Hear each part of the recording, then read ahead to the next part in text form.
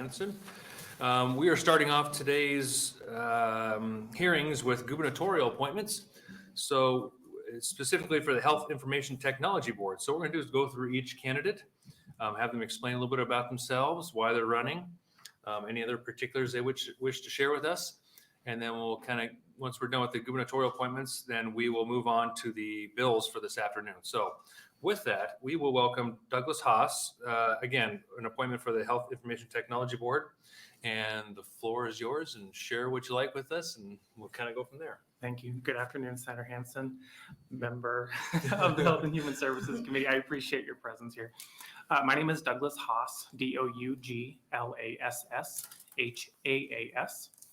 I am a registered nurse and a nurse practitioner. I'm also a clinical assistant professor with the University of Nebraska Medical Center College of Nursing, teaching from the Kearney campus to both registered nurses and nurse practitioner students to all 5 of our UNMC College of Nursing campuses. I hold 2 nurse practitioner board certifications, first as an adult gerontology acute care nurse practitioner, and second as a family nurse practitioner. Along with my teaching requirements, I also hold a faculty practice appointment where I work a day a week in Lexington, Nebraska as a hospitalist nurse practitioner. I applied for appointment to the Health Information Board after being notified by the past president of the Nebraska Nurse Practitioners of a board seat vacancy. The Population Health Information Act requires a nurse practitioner with prescriptive authority to be one of the members of the Health Information Technology Board. Along with utilizing the PDMP in my hospitalist role, caring for rural Nebraskans, I also have incorporated different aspects of EHR use and utilization into the RN and nurse practitioner curriculums I teach. We discuss best practices related to entering, reviewing, and interpreting the plethora of data currently available in most EHRs, but we also address risk reduction and legal requirements related to electronic patient data use in practice, as well as with healthcare research. I applied for the appointment to the Health Information Technology Board because I felt that I brought a unique perspective, having both an active NP practice as well as an academic appointment within a College of Nursing. I wanted to be able to have a voice into how the healthcare data of Nebraskans was collected and utilized, as well as share insight related to how these systems are currently utilized in practice and how the future registered nurses and nurse practitioners are being educated to interface with this technology. I appreciate your invitation to introduce myself and give my background, and I welcome any questions you may have. All right. I think the Capitol is not unfamiliar to you, is it? I think I'm a past president of the Nebraska Nurses Association, and I'm active in Nebraska Nurse Practitioners as well. So that's what I thought. Okay. Don Wesley is our Nebraska Nurses lobbyist, and so interfacing with him in the unicameral is not unfamiliar. So okay, all right, good. So this kind of seems like a natural fit for you. You know what I mean, just to kind of you understand how the process works and what we do with the information too, which usually helps out quite a bit. Are there any questions from the committee? Senator Ballard. Thank you, Mr. Chairman. Is there a criteria so being a nurse, is that a seat on the Information Technology Board, or is it just if you have to have a medical background? The nurse practitioner license is one requirement to be seated. Yes, that's one of the board member requirements. Okay, thank you. Along with dentist, pain medicine physician, and then individuals who know how to use the system and interface with it. Okay, thank you. Yeah. Any other questions? All right, seeing none. Thank you very much. So basically, just so you know how this works, everyone else, we're going to go through and we'll have an executive session discussing all the gubernatorial appointments that come in front of us. We'll assumingly vote them out of committee. And then from there, they'll end up going onto the floor for debate and a vote of the full legislature to decide the appointment, and then go on the governor's desk after that. So excellent. All right, good. So thank you very much for coming. Thank you for coming in person too. I appreciate it. All right, so next we will take Mark Latta. Or is he here? So he just emailed me. He's got a call, apparently. So take the other guy. And then... Okay, so we will go to the next one. We'll go to Phillip Vuchetich. Vuchetich, yes. Vuchetich. Sounds Czech, or is it Croatian? Croatian. Okay. All right. So again, you're up for the gubernatorial appointment for Health Information Technology Board, and the floor is yours to fill us in on why and how and what your goals are. Sure. Good afternoon. My name is Dr. Phillip Vuchetich, Phillip, last name Vuchetich. I am the CEO and president of ArcSign, spelled ARXSINE in Norfolk, and a registered pharmacist by profession. I appreciate the opportunity to speak with you today for my appointment to the Nebraska Health Information Technology Board. I was asked to share a bit about myself, my qualifications, and my interest in serving the state of Nebraska as a volunteer on this board. Prior to moving to Nebraska in 1993 to attend Creighton University as an undergrad, I grew up using computers before dial-up modems and floppy disks were common household items. Academically, I've earned Master of Science in Electronic Commerce, Master of Business Administration with a focus on international management, and Doctor of Pharmacy degrees. Following graduation from pharmacy school, I completed my residency through Creighton University and served as an assistant professor from 2000 to 2005 in the nation's first hybrid entry-level Doctor of Pharmacy program that included both on-campus and online education methods. In 2005, I accepted a position as Pharmacy Informatics Coordinator at Allegiant Health, which is now CHI Health. Within the health system, I was part of the team to deploy and manage closed-loop medication use processes and systems across 10 hospitals, developed centralized IV and medication cart fill systems, interface core pharmacy systems with multiple clinical and financial systems. I also worked to implement inpatient computerized prescriber order entry, or CPOE, for medications. This included work with multiple electronic health record systems, pharmacy robotics, clinical decision support, and automated dispensing cabinet systems. Since 2012, I've had my own consulting company focusing on pharmacy informatics and healthcare analytics. I think it is important to give back to the profession and serve the people of Nebraska. I was a student member of the Nebraska Medicaid Drug Utilization Review Board and later served as a pharmacist member for approximately 20 years. I've served on the board of the Nebraska Pharmacists Association and on several state and national pharmacy boards and committees.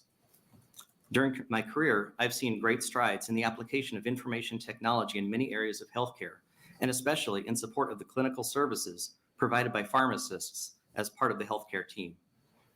Our current healthcare model has gaps in population health, transitions of care between providers and facilities, and understanding how social determinants of health affect outcomes. Improvements in these areas can only be addressed by information sharing between healthcare providers, as well as new research that requires access to detailed clinical data stored across the healthcare system. The Health Information Exchange, overseen by the Health Information Technology Board, is the best way to ensure that Nebraska is making progress on these current and future population health needs. And I'm willing to share my time and expertise in pharmacy informatics in support of the state by serving on this board if you so choose. Thank you for your consideration. Thank you. I gotta ask, can you explain the robotics portion of pharmacy distribution? I noticed with ArcScene, you kind of mentioned a little bit. Is that becoming more of a thing, or I know there's probably a lot of rules and regulations, I'm assuming, surrounding that, when it comes to dispensing automatically. Well, actually in Nebraska, there have been at least two examples, one at the Nebraska Medical Center, UNMC, Nebraska Med, as well as a previous one that was at Bergen-Bercy Medical Center in Omaha. What those were doing in the hospital setting was using unit dose, so basically individual packages of medications, filling them into those individual single tablet per pouch, and then putting those into a cart for distribution to the patient in the hospital. So the robotics on it basically was saving technicians time and eliminating nearly all potential of error by making sure that the exact right tablet was in the container. This was in place before barcode medication scanning was common. So the validation of it was using barcode scanning to make sure that each patient had the right medications. So that exists in Nebraska now as far as robotics. And these robotic devices were basically, they take up the size of this entire table, maybe 12 feet in diameter, with thousands of pouches of medication on there. Guys, I think we passed a bill last year or 2 years ago and had to do with barcode scanning of that. So double barcodes, scanning it twice, or I forget what it was with dispensing. There's other components of barcode scanning, especially that can verify that the right package is in the right place. So instead of having a human verify, if you have multiple barcode scan processes, that can verify that that is the correct package. Sure. Is basically what you're looking at. Just since you're here, this is the fun part about our job. I can ask you a bunch of weird questions. Do you think it's ever think the pharmacy industry is moving more towards an automated system for dispensing of medications, like in just not in like long-term healthcare facilities or hospitals, but just like, yeah, it's like in a drive-through setting? Do you ever think that's ever going to happen? Like, Well, what you have, excuse me, right now is there's a ability to automate a lot of the parts of it, but not the clinical part of it. And so that is really where the pharmacist is already looking at automating as much of the physical process as possible, or when allowed to let the technicians or pharmacy interns, the students, take as much of the responsibility of the mechanical aspects of dispensing medications, and then focusing more time on the clinical aspects. So medication management, making sure it's the right drug, because we spend a lot more on adverse events than we do on many of the drugs.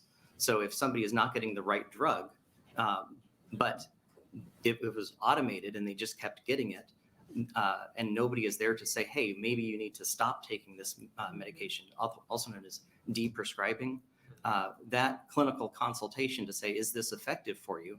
Or are you having problems with it, to say maybe discontinue this or switch to something else in concert with the prescriber to say, what is the appropriate therapy for an individual patient? That's really where the practice of pharmacy is going and needs to go.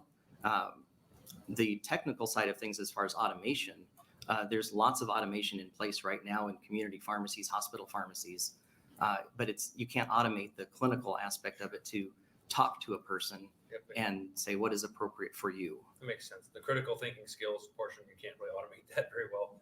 Oh, Yeah. absolutely. I have a question, because we're currently discussing a bill that has to do with the ratio of pharmacy to pharmacy techs, like expanding that. So I'm kind of curious, like eventually if that will even be a thing anymore. If you just have a pharmacist and all of a sudden everything else is automated, I don't know. That's what I was wondering about that, because we're kind of discussing this currently in a bill right now. So.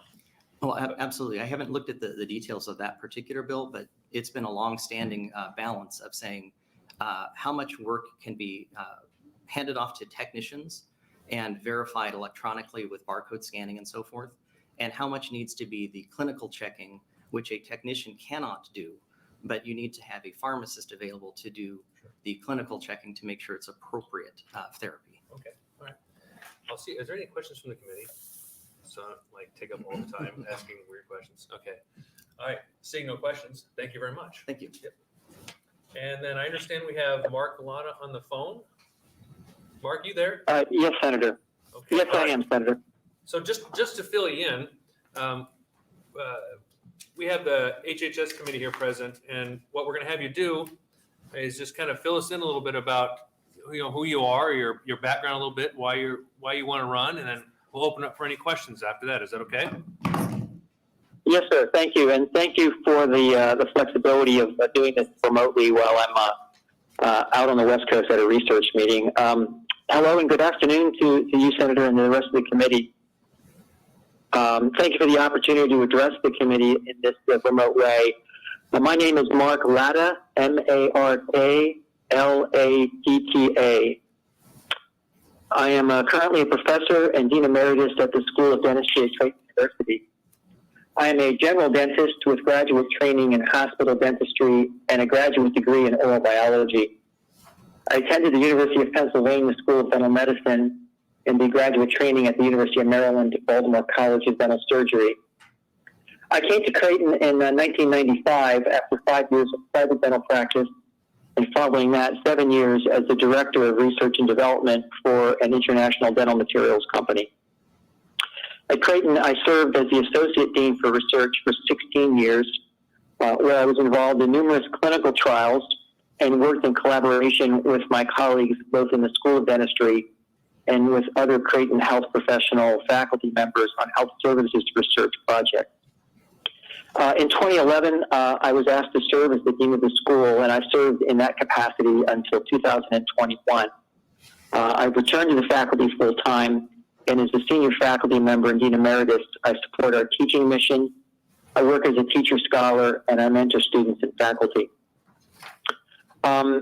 As a researcher and administrator and clinician, I have a really great appreciation for how rapidly the landscape of healthcare delivery is changing, and of course, how that influences dental care.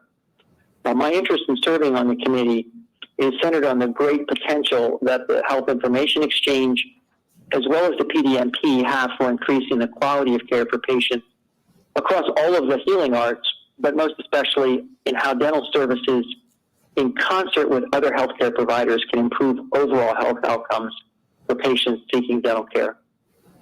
While it is well understood that oral health is integral to overall health and wellness, there are a lot of challenges of sharing of dental diagnostic data with other providers, as well as dental providers having ease of access to medical diagnostic information that would impact their dental care for their patients. Accelerating sharing health data among clinical caregivers can just lead to better outcomes for our patients. Also, as a researcher, I can appreciate that the analysis of data can lead to both policies and procedures that can provide better guidance for what we would term evidence-based oral health care.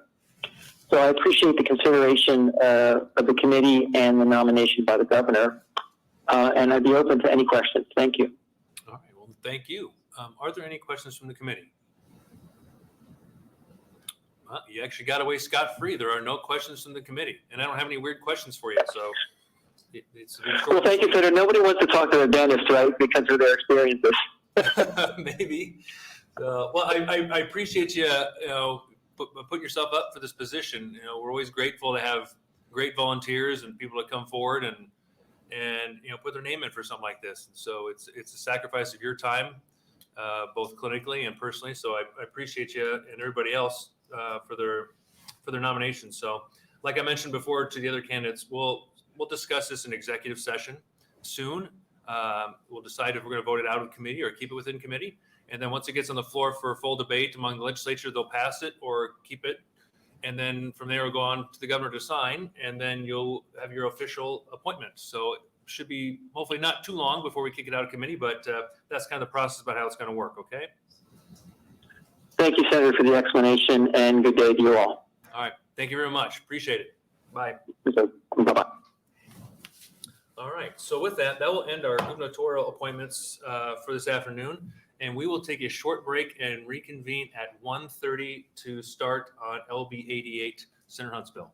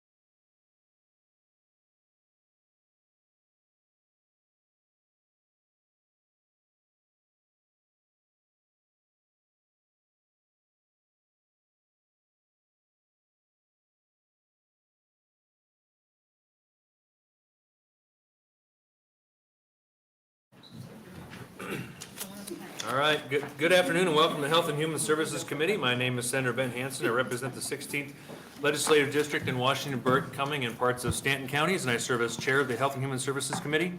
I would like to invite the members of the committee to introduce themselves, starting on my right with Senator Day. Good afternoon, Jen Day, represent Legislative District 49 in Sarpy County. Hi, my name is Lynn Walls, and I represent Legislative District 15, which is Dodge County and Valley. I'm Murph Reapy, representing District 12, which is Southwest Omaha, and the good folks of Ralston.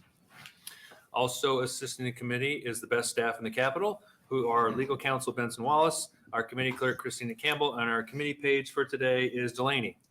A few notes about our policy and procedures. Please turn off or silence your cell phones. We'll be hearing two bills and we'll be taking them in the order listed on the agenda outside the room. On each of the tables near the doors to the hearing room, you will find green testifier sheets. If you're planning to testify today, please fill one out and hand it to Christina or one of the pages when you come up to testify. This will help us keep an accurate record of the hearing. If you are not testifying at the microphone but want to go on record as having a position on a bill being heard today, there are white sign-in sheets at each entrance where you may leave your name and other pertinent information. Also, I would note if you are not testifying but have an online position comment to submit, the legislature's policy is that all comments for the record must be received by the committee by noon the day prior to the hearing. Any handouts submitted by testifiers will also be included as part of the record as exhibits. We would ask if you do have any handouts that you please bring 10 copies and give them to the page.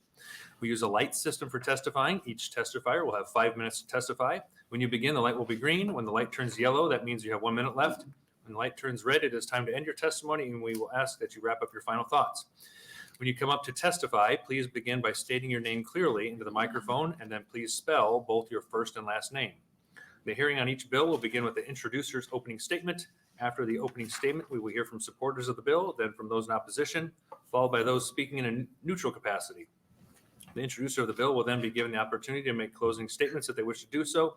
On a side note, the reading of testimony that is not your own is not allowed unless previously approved, and we do have a strict no prop policy in this committee. So with that, we will begin today's hearing with LB 88 and welcome Senator Hunt. Good afternoon, Chairman Hansen and members of the Health and Human Services Committee. I'm Senator Megan Hunt, MEGAN-HUNT, and I represent District 8 in Midtown Omaha. Today I'm presenting LB 88, a bill that would lift the lifetime ban on Supplemental Nutrition Assistance Program, or SNAP, eligibility for people with certain criminal histories. Under current statute, an individual with a conviction for drug distribution or with 3 or more felony convictions for possession or use of controlled substances is ineligible to receive SNAP benefits for the rest of their life. LB 88 would allow these individuals to become eligible for SNAP once they have either completed their sentence or they are serving a term of parole, probation, and post-release supervision. When people are reentering society after time in a correctional facility, their first and most basic human need is food. For many, it takes time to get established with housing, a career, and to start rebuilding a productive life. None of that can happen for a person who's going hungry. I'll summarize the main points of this bill and happy to answer any questions. And I know there are also some advocates coming after me who can speak more to the details of the bill as well. This ban is selectively moralistic and incongruent when we consider that it doesn't apply for any other type of crime at all. The state does not impose this type of ban on SNAP eligibility for any other kind of conviction. That means Nebraskans who have committed the most horrific types of crimes we can imagine. None of these people are banned from SNAP by reason of their felony conviction. It's just those folks that have a past that involve possession, use, or distribution of drugs who can't receive SNAP. The truth of the matter is that this is not arbitrary because the policy has roots in the war on drugs and systems designed to incarcerate, segregate, and punish people of color who are more often cited and convicted for drug crimes in our state and in our country. We know that Black and Brown people have historically and presently are being disproportionately harmed by policies like this one.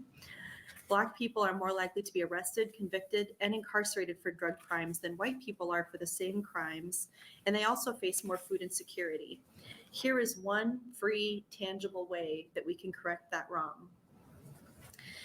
As Nebraska reckons with the nation's worst prison overcrowding, we have an opportunity with this bill to help prevent some nonviolent former offenders who have served their time and who are doing everything right from winding up back in prison on the state's dime. Allowing this population to access SNAP will actually result in a cost savings for the state. A person convicted of a drug felony spends an average of 1.6 years in jail, and the average cost to incarcerate a person for 1 year in Nebraska is about $36,000. That's a cost of nearly $58,000 at least for each of these individuals. SNAP costs nothing, as the state only pays the administrative costs for the program, which we are already paying, and the federal government covers the rest. Should we let these Nebraskans get a temporary hand up at no cost to the state, or should we spend tens of thousands of dollars to lock them back up again? Many of these people also have children. Should their children go hungry because of the mistakes of their parents? It's cruel and willfully ignorant to say that our prison systems are intended to be rehabilitative, and then for us to send these folks back out into the world and continue punishing them by denying them access to assistance in meeting one of their most basic fundamental needs. We've heard over and over again that this ban is directly contributing to folks being driven to reoffend by committing financially motivated crimes of necessity. We know that it negatively impacts the children who depend on these adults, and we know it increases recidivism. If a person once sold drugs in order to feed their family, and they cannot feed their family once they've exited the correctional system, what do you suppose their options are going to be? It's fairly likely that in the absence of other available income streams, they'll turn back to selling drugs or obtaining money and food in other legal ways once again. I'll also note that most SNAP recipients are subject to work requirements as well. This is from the DHHS website.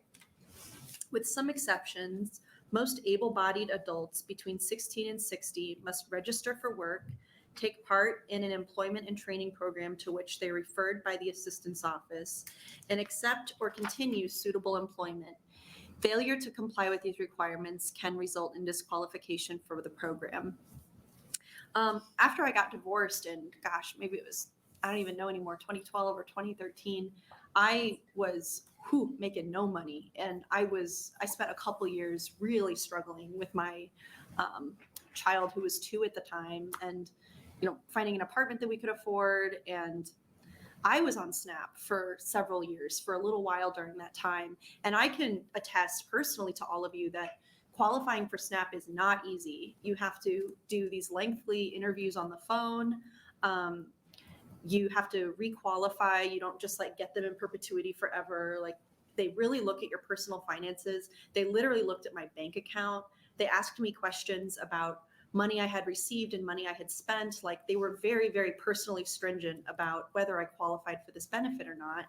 And so I think that the system that we have in Nebraska is working for SNAP. I think that the right people are qualifying for this benefit. I don't think that it's a waste of money, and I think it's administrated in a very fiscally conservative way, in a very fiscally responsible way. But it just makes no sense to me that if somebody made a mistake in their past, they've paid their debt to society, they're fulfilling the terms of their parole, probation, post-release supervision, that this is the only crime, drug possession, use, or distribution, that we continue to punish them for the rest of their entire lives. It's typically a story of someone in their youth making poor choices out of desperation, and one that they look back on with regret as adults. And many of these people, it was because of the pandemic that they even learned about this law. Our office heard from numerous people who were single moms in their 40s, who for the very first time found themselves system involved, trying to access some benefits, aid to dependent children, SNAP, Medicaid, things like that, because they'd lost their job in the pandemic. And some of them who had some drug conviction histories from sometimes their late teens and early 20s, learned for the first time that they weren't even going to be eligible for that assistance. So, pushing people toward food insecurity, pushing people toward recidivism and reoffending, that's the unintended consequence of this policy. And I think in Nebraska, it's just time to do away with it. Currently, 43 states have opted out of this same ban, including Iowa, Kansas, South Dakota, Wyoming, and Mississippi. This isn't one of my crazy progressive ideas exactly. It's just good policy. So I'd be happy to answer any questions. Thank you. Thank you. Are there any questions from the committee? Senator Reapy. Thank you, Senator Hunt. Thank you, Senator Hunt, for being here. My question, I'm told I need to lean into the mic, so I will do that. You noted that this was the only item, the drug and related convictions that are restricted from getting the SNAP. Is that? It's only drug related. Yeah, it's just Drug-related. possession, use, or distribution. Is it your sense then that there was, whoever introduced this bill, whenever, didn't take the time to go in and take other bills that were similar and simply amend it to take out or make sure that they didn't put in drug-related convictions? Or at that time, they would have wanted to put it in, but it seemed to me like it was a little lazy approach here when this bill originally, whatever it was.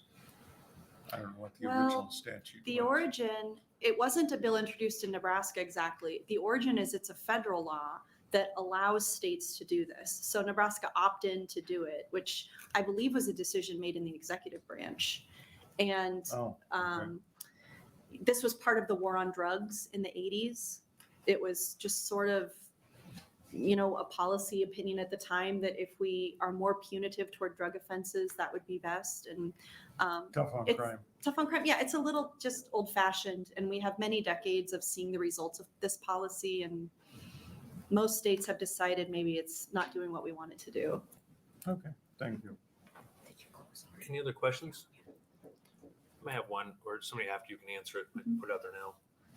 I'm assuming, I don't know why they implement this in the first place, but I'm assuming they did it for this purpose because the individuals who are convicted of these crimes, they might have felt aren't as, I'm trying to think of the word, the best at using state funds to get SNAP program because there might be the potential for fraud.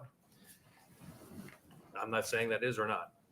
Can you maybe talk about how much SNAP has gotten better at security to prevent fraud? Senator Ben Hansen, I'm so glad you asked me that. This is a great question. There is, so I've been working on this bill now. This is my 5th year working on this specific policy. It was my priority bill last year. It's been a big passion project for me. I think that part of the reason there's a lot of ignorance and misinformation about how the SNAP program works is because it's often called food stamps. It used to be called food stamps. And so people had the incorrect sort of idea that people are literally getting a book of stamps, which they used to, and that they then have these tokens that they can exchange for other things, for goods and services or for drugs or for illegal things, and that food stamp fraud was rampant. Today, the way the program works, we don't call it food stamps anymore, we call it SNAP. And what SNAP recipients get is a debit card. I used to keep mine in my wallet just for a few reasons. One, because I'm just like lazy and I didn't clean out my wallet for a long time. And 2, because it's just a reminder of like what I've overcome and how far I've come to move past the time when I needed that. And 3, because I had colleagues in the legislature who thought it was still literally a book of stamps. And then I could show them my old card and say, this is all it is. It's just like a credit card. You swipe it just like a credit card. You have to put in a PIN number in order for it to work. And frequently, they are not supposed to do this. This is not legal, but cashiers will check your ID, particularly if they have some judgment about people using SNAP or government benefits. I was targeted many times by cashiers who would be like really, really extra stringent about the card and ask for my ID and hold it up and hold up the card so everyone behind me could see the card. And it's just like this whole culture of kind of shame around poverty or around needing any kind of government benefits at all. But the point of all that is to say the SNAP program is extremely secure. There are very, very few, if any, instances of SNAP fraud. And that's because of the security of that card and because of the good work done by DHHS in Nebraska. Thank you. Yeah, because I think the fraud has become a lot less over the course of time. I know they have a machine they can still put it into, and but from what I've seen, they split the money with the person. They pay them cash, and the person uses the card to enter it in something. But I think that's You can't do that with a SNAP card. Okay. Cool. You can do it with like a regular debit card, but not a EBT snap Okay. card. Yeah, but you're right. I think it has gotten better. So I think I'm kind of with you on this one. That I think either give it to everybody or we don't give it to everybody, kind of thing. So Next year, you introduce it, it'll pass. I'm right. with the audience behind you, I will plead the fifth. On that. Are there any other questions from the committee? Seeing none, are you going to stay to close? Yes, I will. Thank you. Yep. All right, we'll take our first testifier in support of LB 88.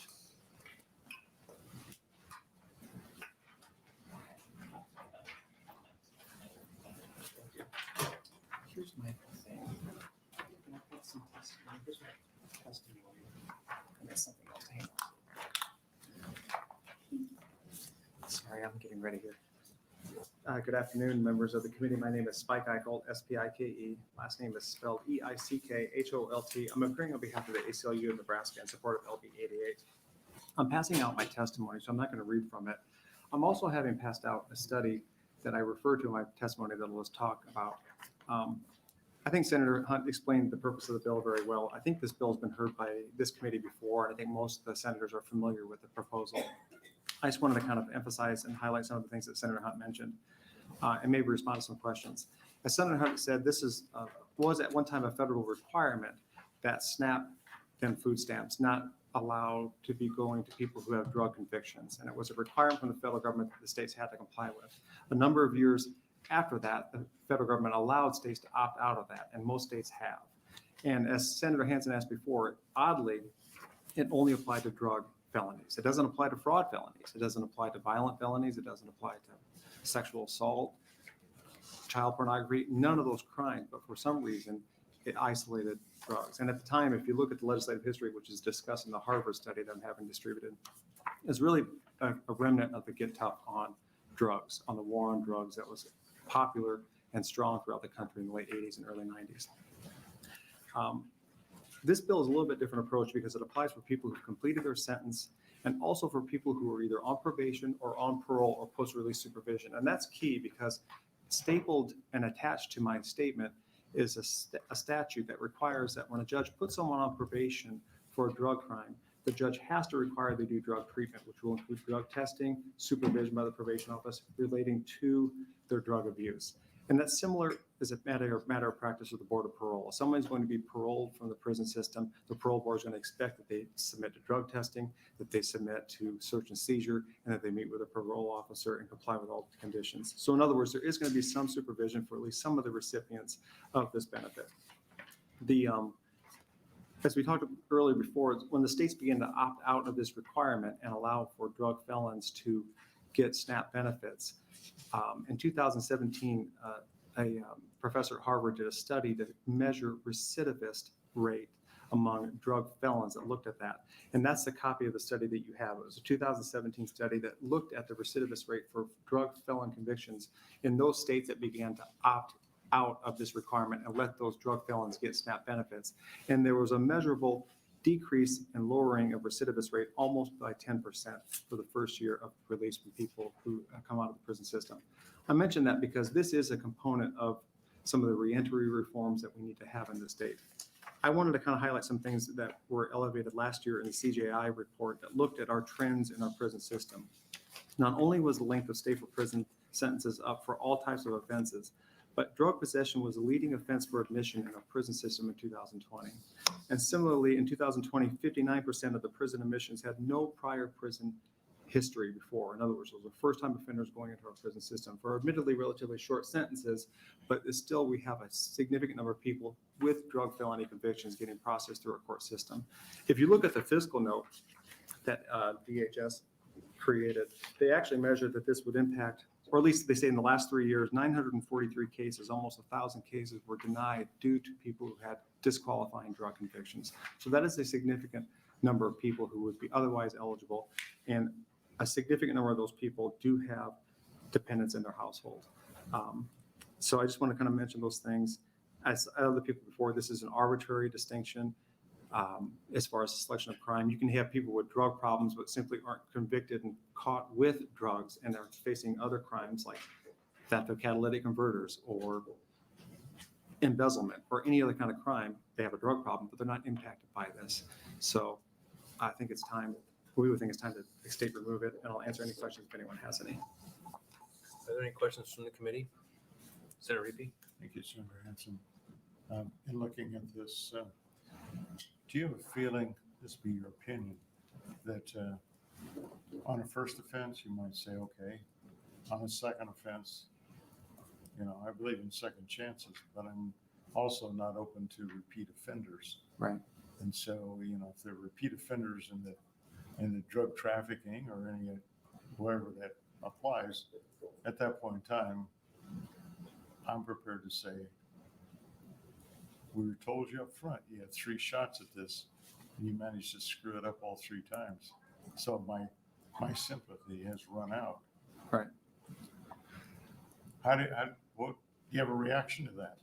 A couple of things. First, it can be a one-time offense if you're caught with selling and distributing. That doesn't require 3 fines. The 3 times is possession.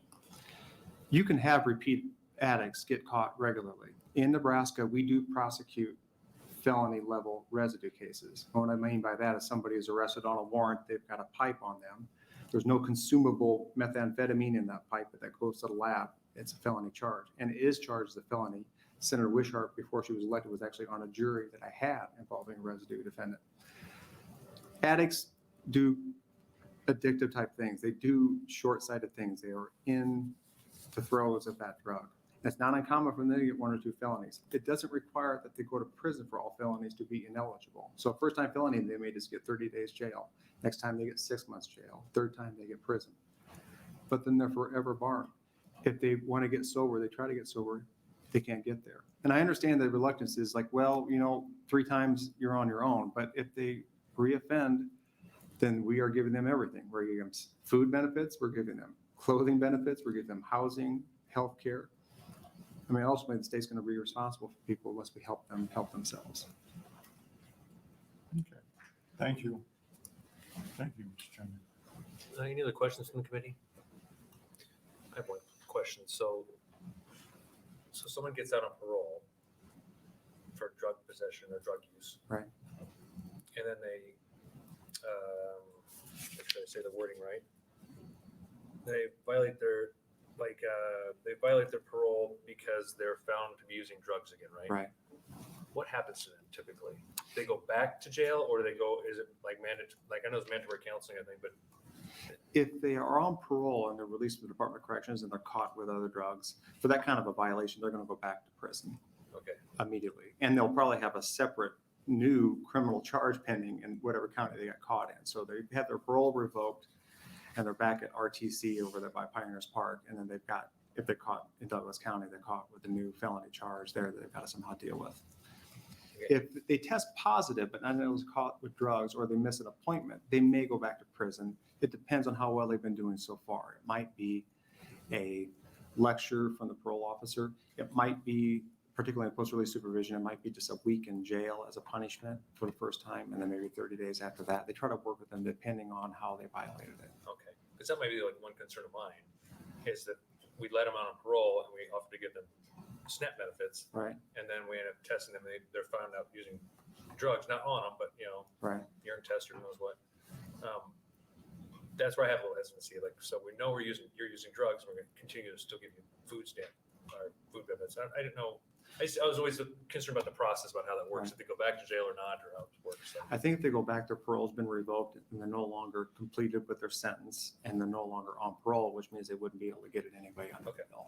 Okay, thanks. Appreciate that. And seeing no other questions, thank you. We'll take our next testifier in support.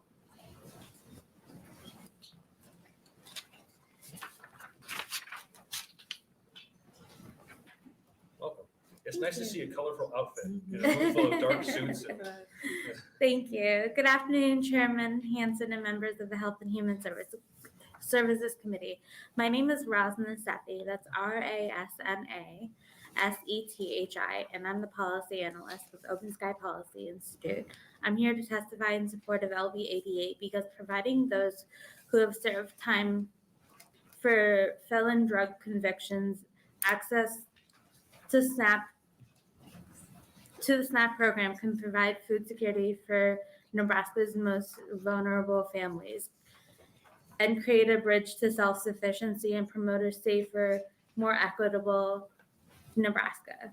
Economic instability defines the lives of the previously incarcerated the moment they are released to reintegrate back into their families and communities. Not only do 91% of returning citizens report being food insecure when they are released, but the unemployment rate of the formerly incarcerated is nearly 5 times higher than the unemployment rate for the general US population. SNAP, however, can help lower those statistics. SNAP has a work requirement that requires unemployed participants to participate in employment and training programs for at least 80 hours a month, and failure to comply results in a loss of benefits. The SNAP employment and training program strategies include building the skills of less job-ready work registrants with the goal of promoting long-term self-sufficiency for SNAP participants. A prominent barrier to employment for the previously incarcerated is lacking education, training, and skills employers seek. Therefore, allowing full access to SNAP will not only reduce the risk of that newly released individuals with drug convictions will reoffend, but also give them the tools that they need to gainfully be employed. Preventing access to nutritional assistance doesn't just impact the previously incarcerated individuals, but the livelihood of families.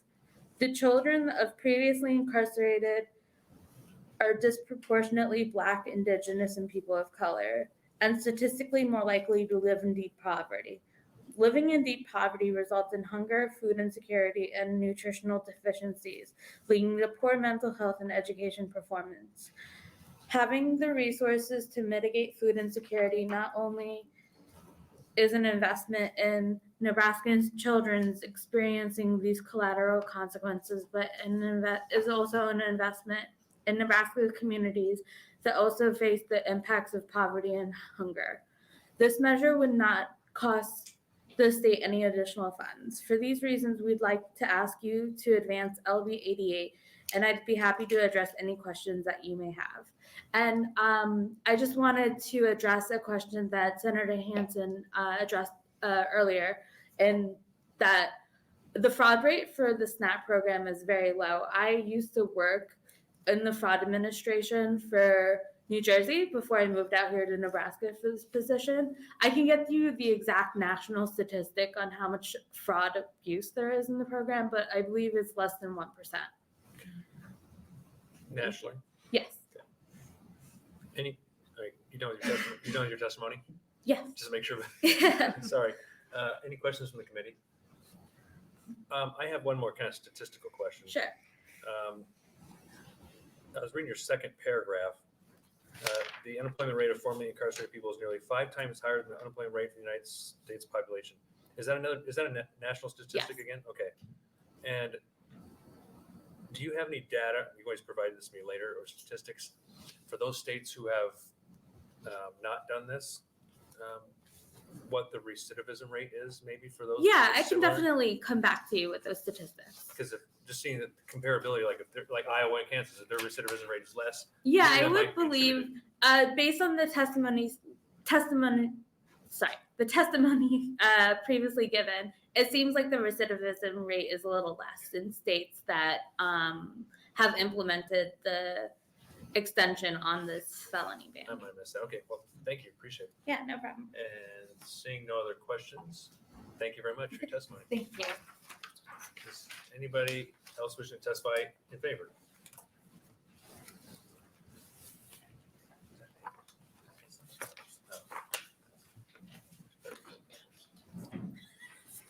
Welcome. Hello. We good to go? All right. Chairperson Hansen and members of the committee, my name is Kayla Tobey, Kayla Tobey, and I am a 38-year-old mother. I am here today to talk about the SNAP ban for folks with drug-related felonies. This affects me personally because I am one of the many who are disqualified for life from receiving food stamps in Nebraska. I want to advocate for myself and others because I believe that no matter who you are or what you've done, nobody should go hungry. I was federally indicted for conspiracy to distribute a controlled substance in 2006 when I was 21 years old, and I was sentenced to prison in the Federal Bureau of Prisons. I had a daughter while I was incarcerated. The first time I applied for public assistance was when I returned home after being released in 2008. Food access was very difficult for me at this time. I enrolled in beauty school and I wanted to start a new career path where I could support my daughter and I. I graduated from beauty school and I held a professional license as a cosmetologist. I wanted to make a better life, and I was told that because of my crime that I did not qualify for SNAP. That was just one of the many small barriers that contributed to me violating my supervised release of 4 years. This led to my daughter being taken by DHHS, and I was resentenced federally to another 36 months of imprisonment in the Federal Bureau of Prisons. When I was finally released in 2013, my daughter was about to turn 7 years old. I was expected to get on my feet and be a mother when I had no idea how to be a functional adult. During this time in my life, access to food was very hard for me because I did not have custody of my daughter, so I did not qualify for public assistance. A one-person household doesn't even count as a one-person household when you're affected by the SNAP drug felon ban. I worked as a waitress, and most nights I would eat where I worked. I would sneak food that was being tossed for having timed out or would be returned to the kitchen because it was wrong. I got written up for this, and I almost lost my job just trying to get food, and otherwise it would be going to waste. I remember long periods of time when I would come home and the only thing in my fridge was water. I got creative with ramen noodles and mac and cheese, and I worked hard to become someone different. The following year, I had really turned things around for myself. I had my own home, car, job, and my daughter had been returned to me. These were some of the happiest days of my life. We struggled once again because I just made more than the SNAP income limit for one person. Even though there were two of us, we were counted as over income because I was disqualified due to my conviction. I lost my home in Hastings and I was homeless for a time. I moved to Lincoln and I stayed at the People's City Mission until I found work and I was able to rent a place of my own. Around this time, I decided that I wanted my career path to focus more on helping folks like me. I became a certified peer support specialist, and these days I am working towards becoming licensed in the state of Nebraska again. When I found out I was pregnant again in September of 2021, I once more had to start over. Since my shift was an overnight shift, then doctors said I could no longer work overnight because it was putting strain on my pregnancy. This put my finances in a really tight spot. While I was also caring for my daughter, I was dealing with major pregnancy complications, and I was finally hospitalized at 29 weeks. My water broke. Affording food was a constant stressor during this time, and because of health complications, I was worried about how hard it would be to have 2 mouths to feed, and I had to leave work earlier than planned, and I couldn't save up like I intended.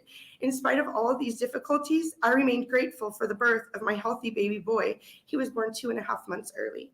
Lifting this ban would alleviate a lot of financial stresses of being able to provide for my children on my own. I have a busy high schooler who actually plays football, wrestles, and is on the track team, and now an 11th-month-old son who's pretty much munching through a lot of food. We all know how babies and teenagers eat. SNAP would be such a helpful stepping stone to me to get the stability I need to keep my kids happy and to move forward in my career. This ban doesn't help people like me whose felonies are 17 years old, and we keep getting punished for our crime after serving our time. We need to help people get back on their feet, and access to food is a big part of that. For these reasons, I hope that you'll support LB 88. Thank you, and if you have any questions, I'm open to answering them. Thank you for your testimony. Are there any questions from the committee? So you're extra busy with a teenager and an 11-month-old. I don't advise doing it 15 years apart, but I'm doing it. You still have your hair. That's good. You haven't Yes, pulled it out yet. I That's do. good. It's not colored, but I'm trying. So All right. Thank you very much. Appreciate thank it. you for having me. Thank you. We'll take our next testifier in support.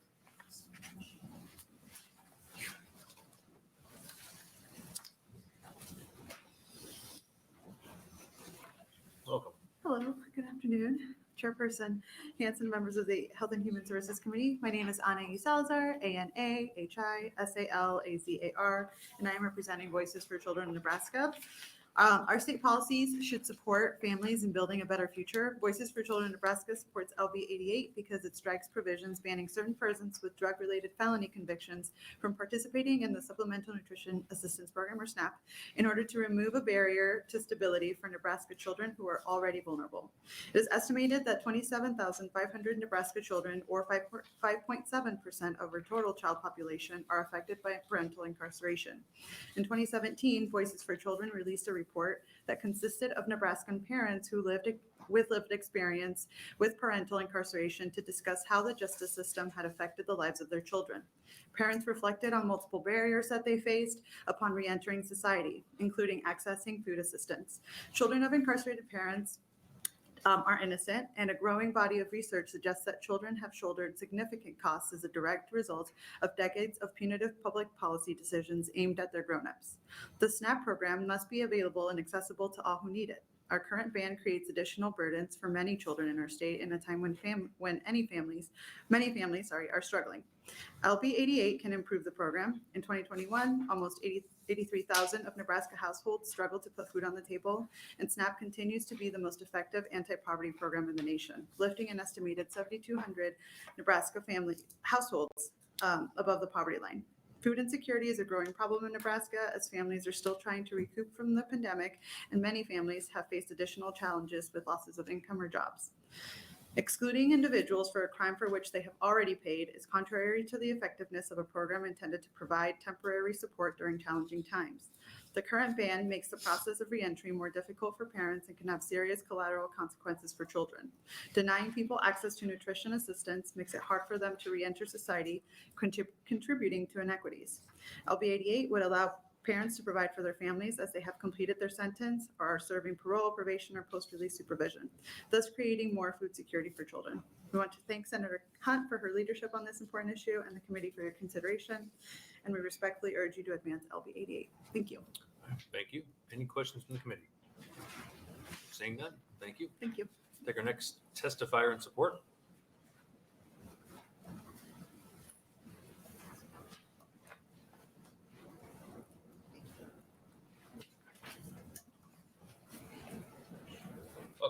Thank you. Good afternoon, Chair Hanson and members of the Health and Human Services Committee. My name is Jasmine Harris, JASMINEHARRIS.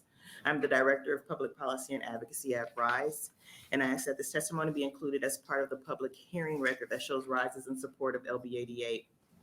RISE is the largest nonprofit organization in Nebraska focused solely on habilitative programming in prisons and reentry support.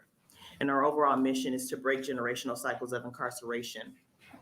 Our policy plan, we are working towards successful policy and legislative changes at all levels of government that impact the daily lives of people who are impacted by the system and their families. Securing SNAP benefits to help an individual sustain life while getting their lives on track is one of the things we believe is essential to the success of people as they return home. Removing any significant barriers to obtaining life's basic necessities is a priority for our organization and the people we serve. The sole purpose of the Supplemental Nutrition Assistance Program, otherwise SNAP, is to provide nutrition assistance to low-income individuals and families. The U.S. Congress passed in 1996 the Personal Responsibility and Work Opportunity Reconciliation Act upon a 2-minute debate of putting a lifetime ban on people with felony drug convictions from receiving the SNAP benefits. So that's where that came from. They also gave states the ability to opt out of these requirements, but Nebraska continues to operate in a modified version of it. Working with individuals as they are returning home after incarceration puts us in a position to witness firsthand the struggle that many encounter as they're returning home. No employment is a big barrier on its own. And with no source of income, we have individuals who now have to address other barriers like food insecurity. Although there are food banks across Nebraska, many are concentrated in the more populated areas of the state, and we have people who release to rural areas of the state. Those individuals do not have a food bank, or the food bank has limited operating dates and times. So LB 88 would remove the barrier of food insecurity for a portion of this population we work with and allow them access to food from dependable sources like stores that have normal operating times and quality, nutritious food. Passing this bill will have many positive impacts in Nebraska, which will have an overall impact on the overcrowding, recidivism rate, and growing costs of the Department of Corrections. According to NDCS, the 2022 fourth quarter population summary showed that about 13% of the population is serving a sentence due to a drug conviction. That would add possibly another 720 individuals to the numerous individuals and families already subjected to food insecurity when they return to the community. There is no connection between a drug law violation and food and other forms of assistance provided by SNAP. Denying food and basic assistance because of a past drug conviction has no public safety or crime deterrent value. Instead, enforcement of the ban only compounds hunger and poverty that contribute to enormous barriers to successful transition to the community. Denying food assistance to people who have completed their sentence may contribute to high rearrest rates, which are up to 50% for people who with prior drug offenses. Research also shows that recently released individuals incarcerated for a drug offense are 10% less likely to recidivate when provided full access to benefits such as SNAPs. Plus, we also have a growing elderly population releasing from prisons. As individuals age and are faced with health conditions that do not allow them to hold full-time employment with benefits, they are now faced with not being able to secure food. We must rethink the long-term consequences of a lifetime ban on benefits. People who have paid their debt to society come home, are productive members of communities, and still have a lingering arbitrary sentence on their life. Along with time changing, our policies should change when we have found that they do not support the original arguments used to put them in place. And for these reasons, RISE supports LB 88 and asks that the committee members vote this bill out to general file. Thank you. Thank you. Any questions from the committee? Seeing none. Thank you for coming. Take our next testifier in support.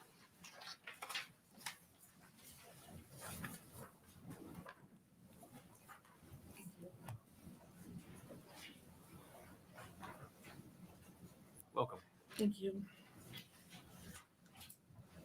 Good afternoon, Chair Hansen and members of the Human Resources and Health Committee. My name is Cindy Maxwell-Osdick.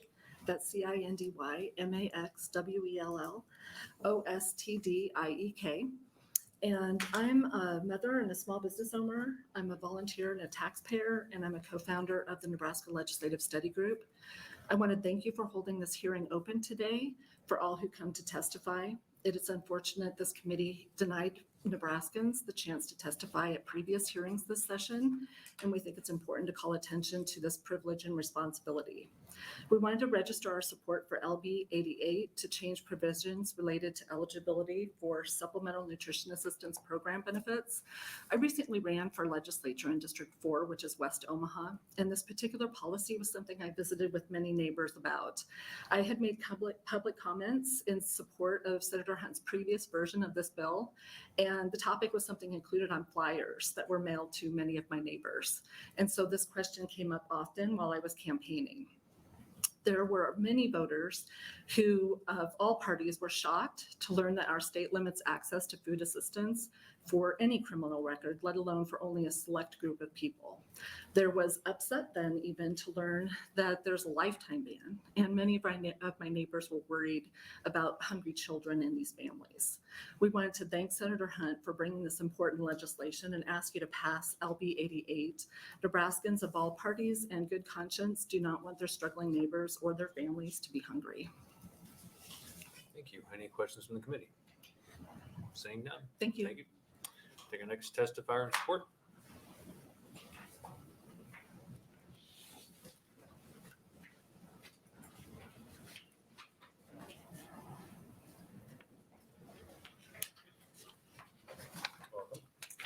Thank you. Good afternoon, Chairman Hansen and the members of the Health and Human Service Committee. My name is Katie Nungesser, spelled KATIE-NUNGESSER. I'm here on behalf of the Food Bank of Lincoln and the Food Bank for the Heartland, and to request your support of LB 88. Combined, our two food banks cover the entire state of Nebraska. We are supporting LB 88 because it addresses the restrictive policy that enforces lifetime bans from SNAP for food insecure neighbors with past drug convictions. It also eliminates inconsistent and unnecessary barriers for those who should be eligible under the current policy but are wrongfully denied. The Food Bank of Lincoln participates in a community-based SNAP outreach collaborative. This collaborative traditionally completes almost 11,000 SNAP applications per year, many of those in rural areas. I compiled some data about neighbors who applied through this collaborative from 2018 to 2022 and were denied under the current SNAP policy about drug convictions. I would like to note that the number of neighbors unable to access SNAP due to their conviction is likely much greater than our numbers and the state data reflects, because these individuals are often encouraged not even to apply and aren't tracked in this data. We found that 29% of applicants denied due to this SNAP drug felony ban were 60 years of age or older. 29% were homeless at the time of their application. 12% were determined disabled by the federal government. 3.4% were veterans. And 57% were extremely low income, which means their monthly income was less than the cost of their monthly rent. I have seen firsthand many of the people who are not applying for SNAP because of the policy or have already been denied under the policy are from rural areas, and it is an aging population. Just like the case of a grandmother I met in Western Nebraska, many of these people are years or even decades out from their conviction, and I'd like to share her story. Due to a serious accident, this grandmother had become disabled and was providing for herself and grandchildren on just SSI, which at the time was around $700 a month. She was receiving SNAP and scraping by to meet the needs of the children. 10 years into receiving SNAP with 2 preteens and a second grader to feed, her SNAP benefits abruptly stopped. In 1997, before she was raising grandkids, she had received a felony possession conviction for a small amount of marijuana. For years, the state had missed this felony when processing her SNAP, even though she was honest on, at the time, 16-page paper application about her conviction. She was honest about her conviction, She not only lost her SNAP, she was also received a letter asking her to pay back thousands of dollars to the state for the SNAP benefits that she did receive. She immediately went and applied for SNAP for just the children and was wrongfully denied because the worker misunderstood the current policy. In appeal, she was told she could receive SNAP if she completed drug treatment, which is the policy for someone with a possession conviction. A nonprofit fit her in for a drug and alcohol evaluation months later, but because she had not used drugs or alcohol since 1998, her evaluation showed no need for educational classes or treatment. A copy of this evaluation was received by the state. They still enforced that she could not get SNAP until she completed treatment. To be clear, if she was in active addiction, she could get treatment and get SNAP within months. Because she had not touched drugs or alcohol for almost 20 years, she was denied treatment and therefore denied SNAP. I have tried for years to navigate the SNAP policy with Nebraskans from every corner of our state. Its failures extend far beyond this grandmother's story. There are people who qualify for SNAP under this current policy, but cannot receive benefits because they went to treatment years ago at a center that no longer exists, making it impossible to even get a copy of their drug treatment certificate and therefore impossible to receive SNAP. We are asking you to support LB 88 because it will provide more access to food resources for Nebraskans in need, especially neighbors in rural areas with limited access to pantry networks and agency supports. I welcome your questions. Thank you. Are there any questions from the committee? All right, seeing none. Thank you for coming. Is there anybody else wishing to testify in support?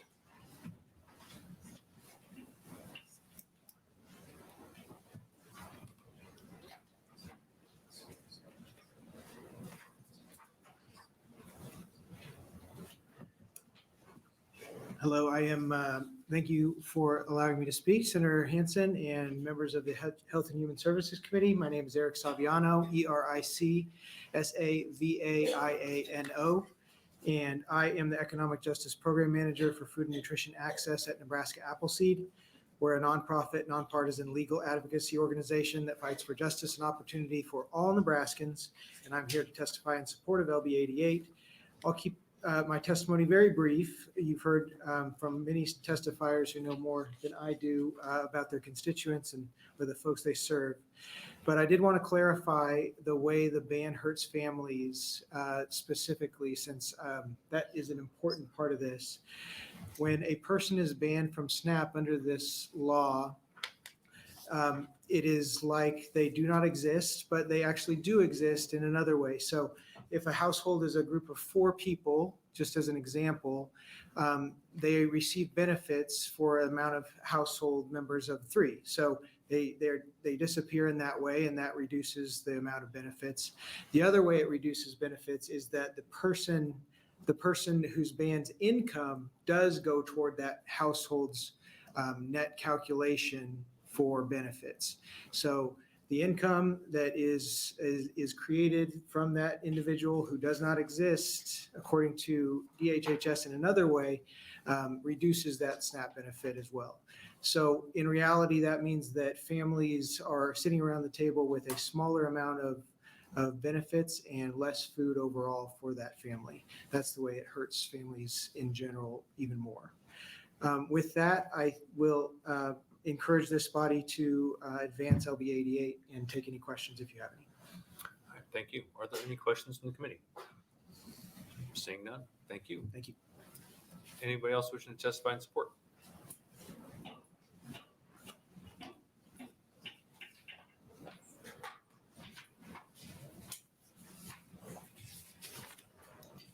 Welcome. Good afternoon, Chairperson Hansen and members of the Health and Human Services Committee. I'm Alicia Christensen, ALICIACHRISTENSEN, Director of Policy and Advocacy at Together. And my handout kind of reiterates what's been raised here really well by others, but I think it's important to periodically reevaluate our programs and policies to make sure that they're working. And in the 20 years since this policy was enacted, we have new research, we have seen with our own statistics in our own state about the effects of recidivism, the importance of ensuring that basic needs are met for these individuals and their families, and how that is having a positive, making sure that they have those needs met has a positive effect. And so I think LB 88 makes this evidence-based policy adjustment that we need to do to increase self-sufficiency, decrease recidivism, and then have this strong communities that incorporate these individuals back into it. So I just wanted to quickly go like legal nerd on this as well, because I think it's important to point out in addressing issues of people that have 3 felony convictions, or the issue raised that people that violate parole, and just the idea of collateral consequences and where they fit in sort of the legal protections afforded within the criminal system. You are probably familiar with there's a lot of amendments, constitutional amendments that protect your legal rights, where you get to know what the charges are or what the consequences are before you plead to anything. And a lot of these things like this policy are called collateral consequences because they're not your court-imposed sentence. So you can be done with that sentence, but still have these collateral consequences follow you for the rest of your life. But you're not informed of those when you're negotiating, when your attorney is negotiating a plea deal. The defense counsel has no obligation to inform you of the range of collateral consequences that you might be subject to. Brady says that you have to make these pleas, with full knowledge, and you can't waive constitutional rights unless you know what's going on. So by classifying these collateral consequences as civil disabilities, that's how you get around those kind of constitutional protections. Those aren't implicated in these matters. But to do so, they're supposed to have some sort of tie to a protection of the public safety. There's some sort of reason for them to be there. And what you find as the war on drugs or different motivations for these punitive, what they end up being is punitive because there is no public safety correlation to refusing supplemental income for people who need to buy food, that doesn't help them. It's not related. So whereas like a sex offender registry obviously has a public safety correlation to what the crime is, the offense and the civil disability are logically connected. And a lot of these where, there's bills here introduced that have been about limits to occupational licensing and those kind of things. Those are similarly kind of divorced from what the civil protection is, so they can only be classified as punitive. So I think that it raises a possibility of legal questions of whether or not it's constitutional to impose these without informing defendants these full range of consequences that they'll face. Because these can be imposed after they've been sentenced. So if you passed a law that affected individuals this way, it would affect people that were convicted last year and 20 years ago in a lot of sex offender registry laws and stuff like that works, which would otherwise violate sort of the ex post prohibition that's in the Constitution. So I think that's something important to consider. And that also kind of speaks to, I guess, maybe in a roundabout way about why it's still important even for people who have 3 convictions or who have trouble maintaining the conditions of their parole. I think there's some really serious legal constitutional implications that we should consider too. But thank you for hearing me out. It's an interesting topic for me, so I appreciate you indulging me in that. And if you have any questions, feel free to reach out and let me know. I'm happy to provide more information. Thank you for your testimony. Yeah, of course. Are there any questions from the committee? I had one. I got to think what it was because it just left my head. Oh, do any states have a time limit on SNAP benefits for felons or for people like similar to this? So they didn't say, okay, now you're eligible just like everybody else, but say because you've been convicted of these crimes, you're eligible, but for 6 months. Mm-hmm. Do any other states do that at all? Not that I know of. And I think the beauty of SNAP really is that it's a responsive program. So it's really there only for that period of time that you need the assistance. Yeah. And once you make enough, you're not eligible anymore. So it's kind of nice in that you can sort of set it and forget it, because that you're not going to be giving benefits perpetually because you're setting that foundation that they'll be able to work themselves out of and then foot their own grocery bills. Okay, because I think if I remember, I would have heard this before. That's one of the concerns I've heard from opposition, and one of the reasons why those who are, and especially in drug distribution, is that they are making income, but they're not reporting it, so they're still eligible for SNAP benefits. And so I think there was a concern about, you know what I mean? So like you're saying it's income based, right? And they need it, but those who are selling drugs don't report their income, and so they have money, and so they don't actually need SNAP benefits technically, but we're still giving it to them.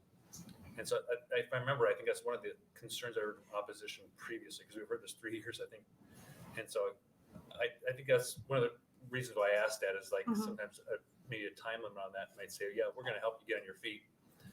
I don't know. I'm just trying to think of a middle road. I mean, I think that, I guess that there's just, I don't know that you can control for I just would be interested. I could think of not magical stories, not to like, your hypo is completely valid, but that you can always think of possible this outlier case or 5 or 20. And I think that certainly it's possible that it could happen, but I don't know that on balance it's worth the effects, not just to the individuals, but for the communities at large where this is harming families and increasing recidivism. And I think it goes against the state's goals based on the evidence that we have of large scale comparative populations of who has access to benefits and who doesn't. Yep. So I think that there always could be what if someone abuses the system, but I think to a certain extent you have to weigh that against the good it can do. Yeah, I think Senator Hunt made a good point in her opening when she talks about we don't apply the same, instance to those who have committed fraud or embezzlement, right? Same kind of That's, thing. yeah. So, okay, all right. Any other questions? Just make sure. Okay. Thank Seeing you. none, thank you. Are there anybody else wishing to testify in support? All right. Seeing none, is there anybody who wishes to testify in opposition to LB 88?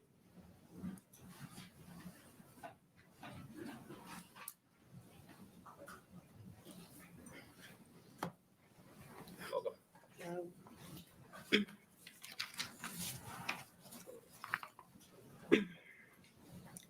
Good afternoon, Chairman Hansen and members of the Health and Human Services Committee.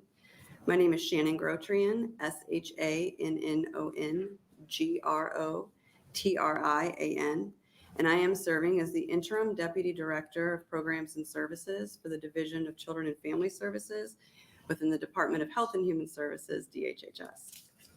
I am here on behalf of the department today to testify in opposition to LB 88, which will change the Supplemental Nutrition Assistance Program, or SNAP, eligibility for individuals with a controlled substance-related felony. Under federal law, the Personal Responsibility and Work Opportunity Reconciliation Act, known as PERORA, bans individuals with felonies related to controlled substances from receiving SNAP benefits. PERORA allows states to modify the ban through an act of legislation. Currently, Nebraska has statutory exemptions to the ban. Under this statute, individuals are eligible for SNAP provided they, number one, have less than 3 felony convictions for controlled substance use or possession, and number 2, have completed treatment after the date of their conviction. Individuals with 3 or more such felonies, as well as those convicted of the sale or distribution of a controlled substance, are ineligible for SNAP. According to the May 2018 United States Department of Agriculture, USDA State Options Report, 4 states have a lifetime ban, 22 states, including Nebraska, have a modified ban, and 24 states have no ban on individuals with a controlled substance-related felony. When a household member is ineligible due to a controlled substance-related felony, other household members, including children, are still eligible to receive SNAP benefits if they meet all other eligibility requirements. For a household with 2 adults, one of whom is ineligible due to a controlled substance-related felony, the other adult and any children could still be eligible. For example, if the household size is 4, one of the members is ineligible, benefits would be calculated for the 3 other household members. Over the last 3 years, DHHS has denied an average of 943 SNAP applicants related to controlled substance-related felonies. LB 88 would change Nebraska's modifications to, number 1, remove the restriction upon the number of felony convictions. Number 2, remove the requirement for the completion of treatment. And number 3, the restriction of those convicted of sale or distribution. The goal of the treatment requirement is to help individuals return to productive functioning within their family, workplace, and community. The department is supportive of those striving to overcome substance addiction and believes completing treatment is one of the ways to do this. Therefore, the department opposes removing this requirement for SNAP eligibility, as well as the expansion of eligibility to dealers and habitual offenders. DHHS respectfully requests that the committee not advance this legislation. Thank you for the opportunity to testify today. I'd be happy to answer any questions. Thank you. Are there any questions from the committee? I have a couple questions. Sure. In one of the paragraphs you mentioned, if a household size is 4 and one of the members is ineligible, benefits will be calculated for the other 3 members? Correct. Is that as a household of 4, the 3 will be calculated? And does that affect their benefits at all? Like would they get less benefits? Potentially. I mean, every household is looked at based on a number of eligibility requirements. So if that household has it's an individual disqualification, so just the individual is disqualified from receiving benefits, it would not impact the qualifications of the other individuals. not so much the qualifications, but how much they get?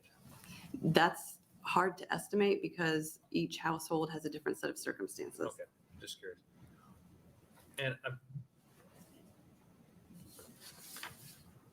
what's your main opposition? I'm trying to, because I think you went through the bill, but and I think at the end you kind of get to it. The goal of the treatment requirements to help individuals return to functioning in your support of the substance addiction. I believe complete treatment is one of the ways to do it. So is it the treatment part of the bill?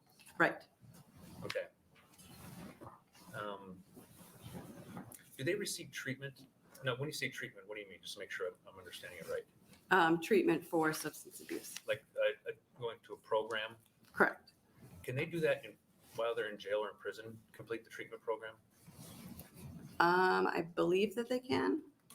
So if they complete it in jail or in prison and they get out having completed that treatment, would you then be in favor of it or no?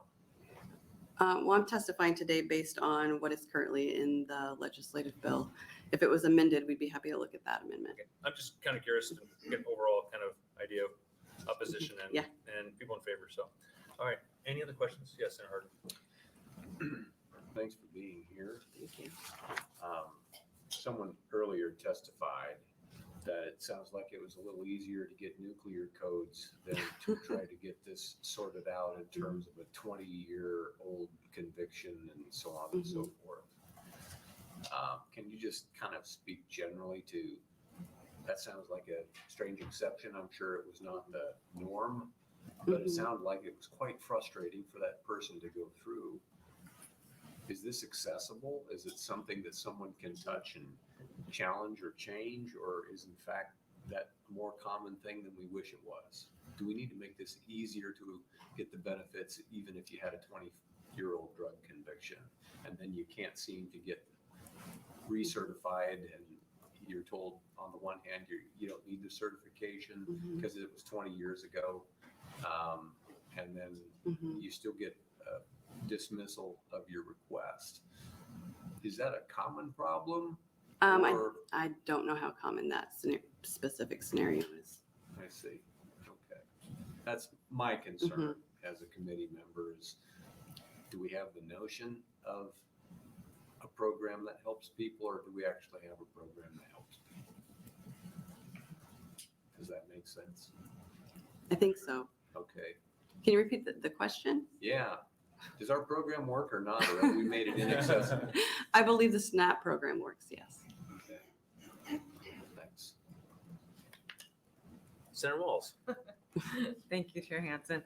And this may be the question that you asked and I didn't get a clear answer. So are you saying that if the person has completed treatment, that then you would be more in favor of them receiving SNAP once they've received the treatment? Is that what you're saying? Well, the current eligibility requirements are that they complete treatment after the date of conviction if they've been convicted of 1 or 2 felony convictions for use or possession.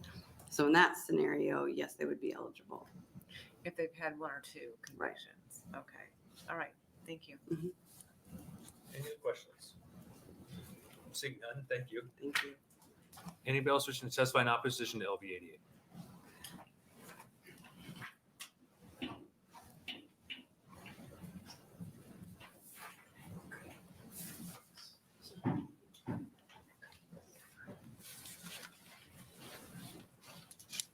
Good afternoon. Welcome.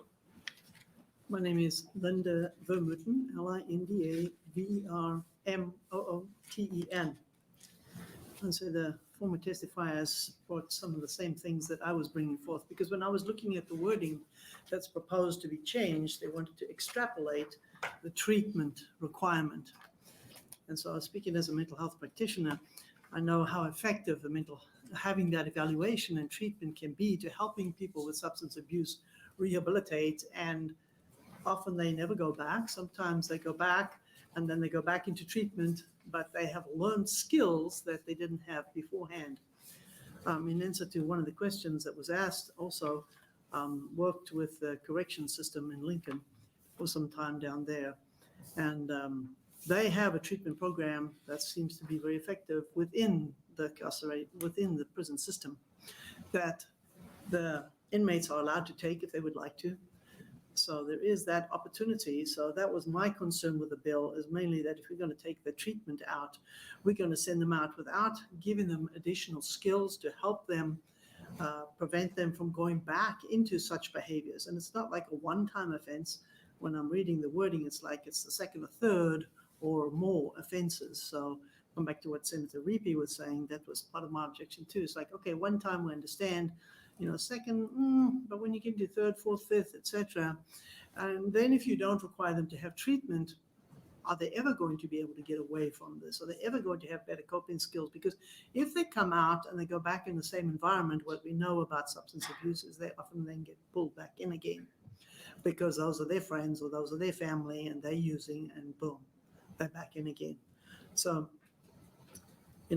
it seemed like this was a consequence to a behavioral choice. However, I have to say that since Hunt made a compelling point and always changed me to neutral in the beginning, because I was not aware of the fact that this is only applied to this narrow group of felons.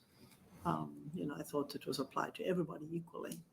And so then I would not be a strong opposition, but just saying that, if you are selling drugs, you do have money, you can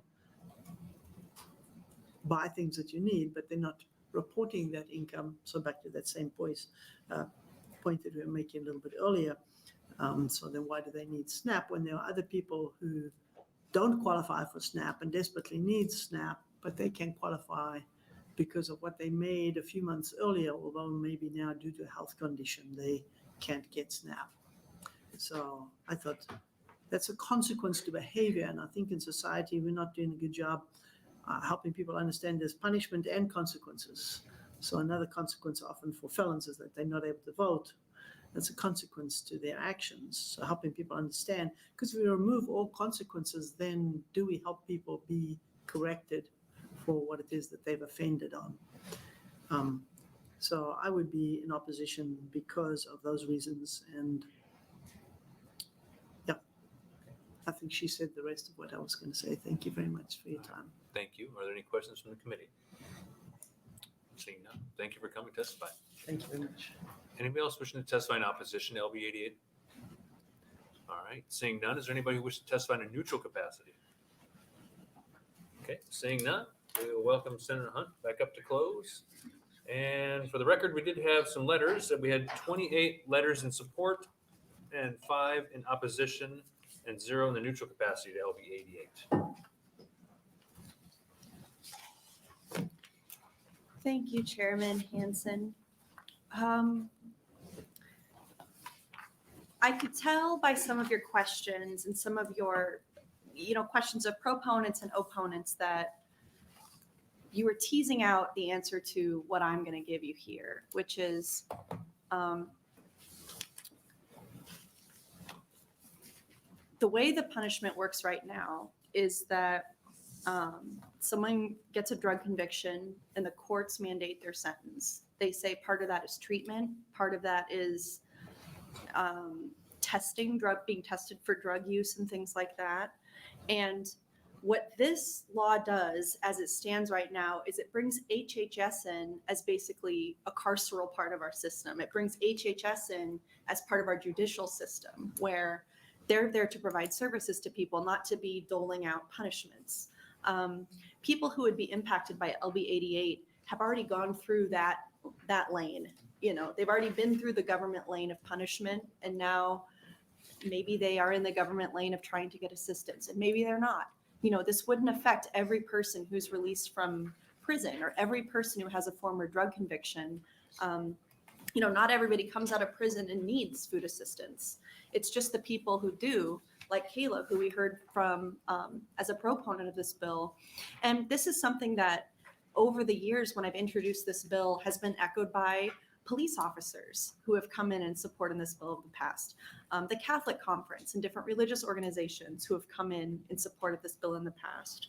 And another problem with DHHS's opposition is talking about the requirement for people to get treatment who have past drug convictions. Again, think about the proponent testifier, Kayla, who came up here earlier.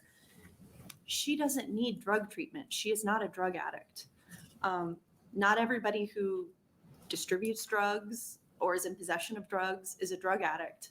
And part of the reason that the way DHHS's requirements work now are so difficult for people to get around is because if someone like Kayla was eligible for SNAP, but she had to go through drug treatment, she probably wouldn't be able to get into a drug treatment because she doesn't have a drug problem. So like, what are we supposed to tell these Nebraskans who aren't even able to meet the requirements that DHHS has put forward? We also know that treatment only works if it's actually accessible.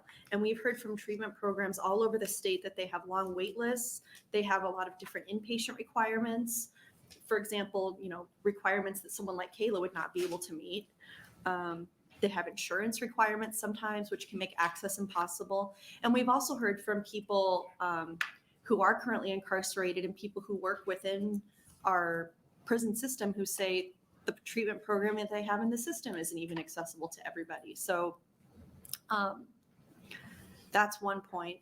But the important thing that I want you to understand is that when someone is sentenced for parole, probation, or post-release supervision who has a drug conviction, drug treatment is part of that, part of the terms of being compliant with parole, probation, or post-release supervision. So under LB 88, it says that, somebody with a past conviction can apply for SNAP. Doesn't say they're going to get SNAP. It says they're eligible to apply if they're compliant with terms of parole, probation, or post-release supervision, which includes drug treatment, or they've served out their entire sentence. And then that would also scoop up the people like Kayla who, was convicted 19 years ago and is still on hard times because of laws like what we have today that I'm trying to fix. I feel like I've had marbles in my mouth the last couple of days, like I'm maybe not being as clear as I can be and not at my best oratorily. But if any of you have any questions about what I just said, or if I can clarify anything else, please let me know. I just wanted to make that point. Any questions? Yes, Senator Kavanaugh. Thank you. Thank you, Senator Hunt. I'm sorry I missed the testimony, but I was just reading the testimony that was provided by the department. And first, comment that it's not appropriate for departments to come in opposition to bills. They should be coming in neutral. This particular opposition, which you probably heard them read their testimony, is confusing because they just explained what the bill does and then at the end said, and we're opposed. This is what I'm trying to say. I don't understand the nature of the opposition because they're saying their opposition is because the department is supportive of those striving to overcome substance addiction and believes completing treatment is one of the ways to do this. Therefore, we oppose da-da-da. So therefore, it's because they want people to get treatment.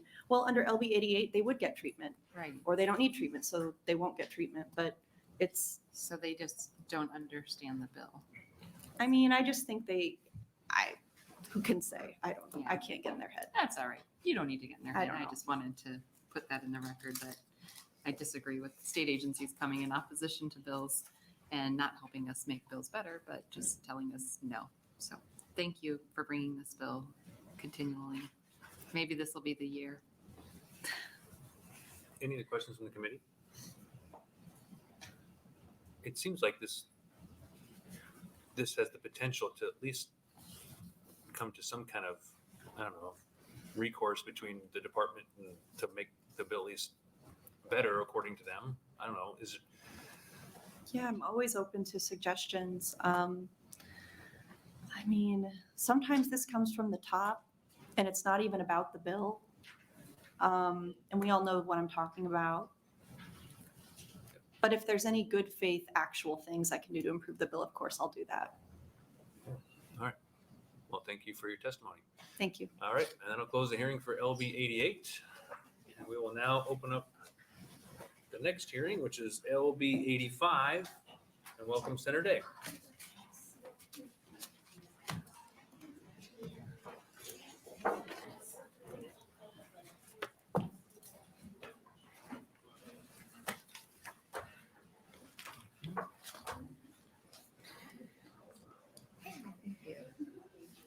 That chair should work. I mean, I know I'm short, but like, I feel like I'm like, it's fine. I'm used to it. My feet don't touch the floor either, so whatever. Senator Holleran brings a pillow with him. A pillow and then a stool I can put my feet sits on. on, yeah. It's great. Good afternoon, Chairman Hanson and fellow members of the Health and Human Services Committee. My name is Jen Day. That's Jenday, and I represent Legislative District 49 in Sarpy County. I'm here this afternoon to introduce LB 85 and continue the conversation that we've been having for over a year now about implementing express lane eligibility in Nebraska, which in practice allows the state to take SNAP program data and take that data to make program determinations for children for CHIP and Medicaid. When kids have access to health insurance through Medicaid and CHIP, the positive impacts are evident in that child's life, in their family, and in the community. Kids with health insurance receive more regular age-appropriate treatments and preventive care. Families with insured children are more financially secure and economically productive. Ensuring kids have health insurance also supports our state's hospitals and providers by reducing the cost of uncompensated care and providing effective and efficient coverage to kids who need it. Express lane eligibility is a federal program that allows Medicaid and CHIP to use eligibility information from other programs to make automatic eligibility decisions and enrollments in coverage for children. This, in turn, makes it easier to enroll eligible children in healthcare coverage, enabling them to access essential care like annual wellness checks and doctor's visits in the case of illness. Under LB 85, express lane eligibility would automatically enroll eligible children who are receiving Supplemental Nutrition Assistance Program benefits in Medicaid or the Children's Health Insurance Program, or CHIP, health coverage. SNAP is a natural fit in this program because it has lower income thresholds than CHIP and some Medicaid programs. This means that Nebraska kids receiving SNAP benefits are generally income eligible for Medicaid or CHIP. Additionally, SNAP, Medicaid, and CHIP applications collect overlapping information from enrollees. LB 85 takes the information we already have for coverage the legislature has already authorized and makes sure that kids aren't missing out on coverage because of things like technicalities, parents outright forgetting, or parents making mistakes on applications. It's also a matter of efficiency. You would never build a system like this in the private sector that would make you refile the same information when you can reduce the hassle for applicants as well as HHS itself by streamlining these processes.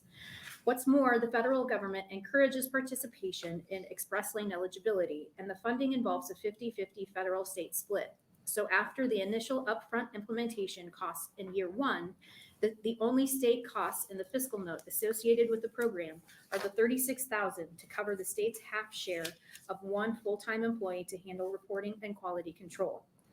In addition to the desire to have a more streamlined government, there's another larger issue. Our state's participation in children's health insurance is lower than it should be. If you look at the chart on the fact sheet, in 2008, Nebraska had the 19th lowest population of uninsured children and had a rate significantly lower than the national average. As of 2021, Nebraska ranked 31st, while much of the country had made strides in this area. We had fallen right around the national average. Looking at that chart, 15 years ago, we were far ahead of the pack, and now we're average on good years and other years below average.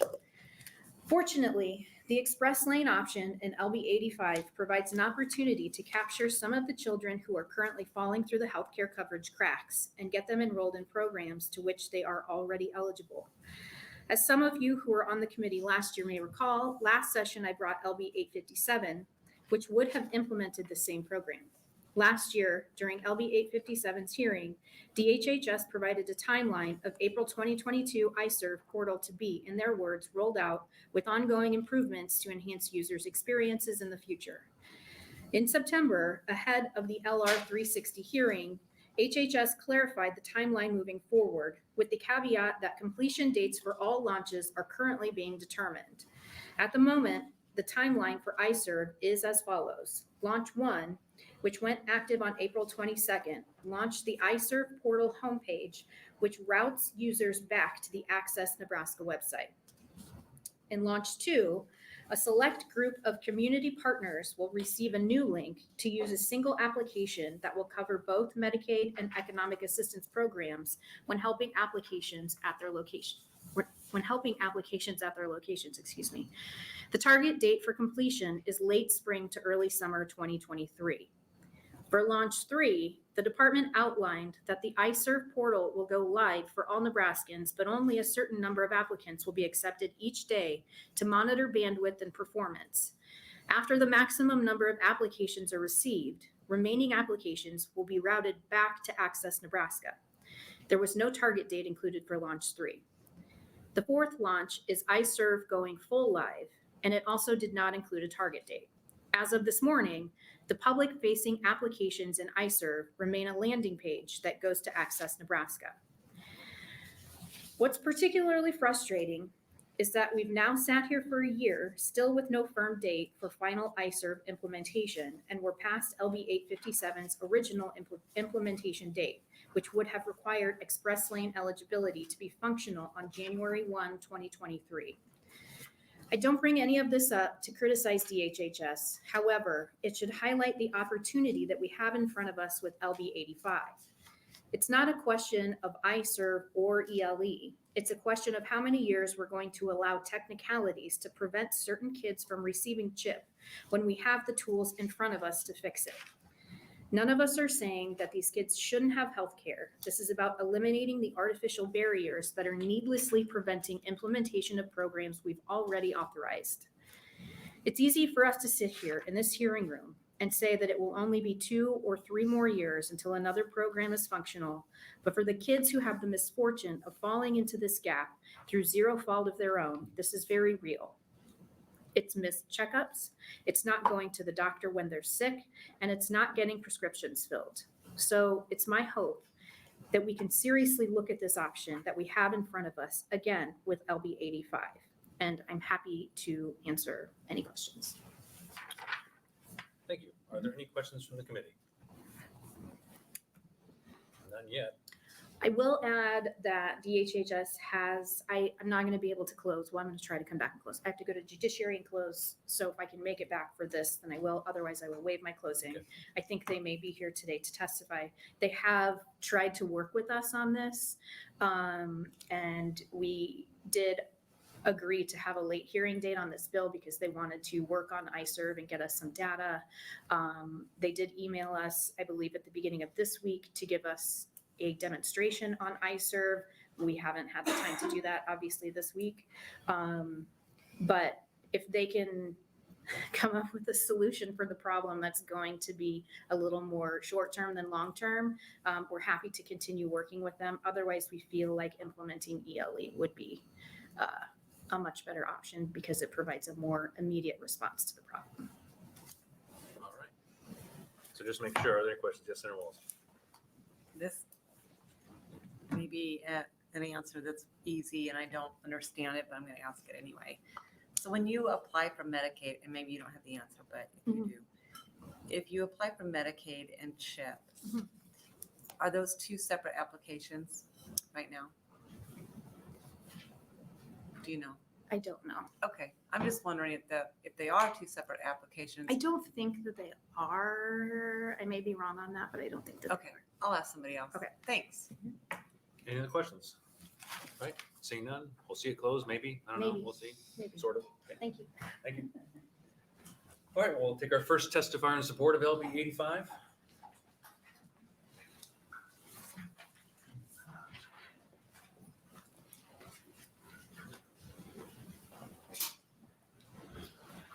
Welcome. Thank you. Chairman Hanson and members of the Health and Human Services Committee. My name is Garrett Swanson, GARRETSWANSON, and I'm here on behalf of the Holland Children's Movement in support of LB 85. Senators, about a month ago, I came before this committee in support of LB 326, a bill by Senator Rabel to change Medicaid eligibility laws in Nebraska. At that time, I handed out a packet to each committee member that included nearly 60 pages of research about legislation that can improve the health of Nebraskans through common sense changes to Medicaid. LB 85 is one of those common sense proposals outlined in that report. I believe all the members of this committee understand the importance of children receiving health care, so I want to talk about the financial aspect of express lane eligibility, or ELE for short. Implementing ELE means government agencies in Nebraska will work together to make sure children who are enrolled in SNAP are automatically enrolled in Medicaid or the Children's Health Insurance Program. One state that has already implemented it successfully is Louisiana. Louisiana, one of the first states to make ELE automatic, has experienced tremendous results. According to the Federal Government Accountability Office and the Urban Institute, it costs Louisiana almost $600,000 to implement ELE.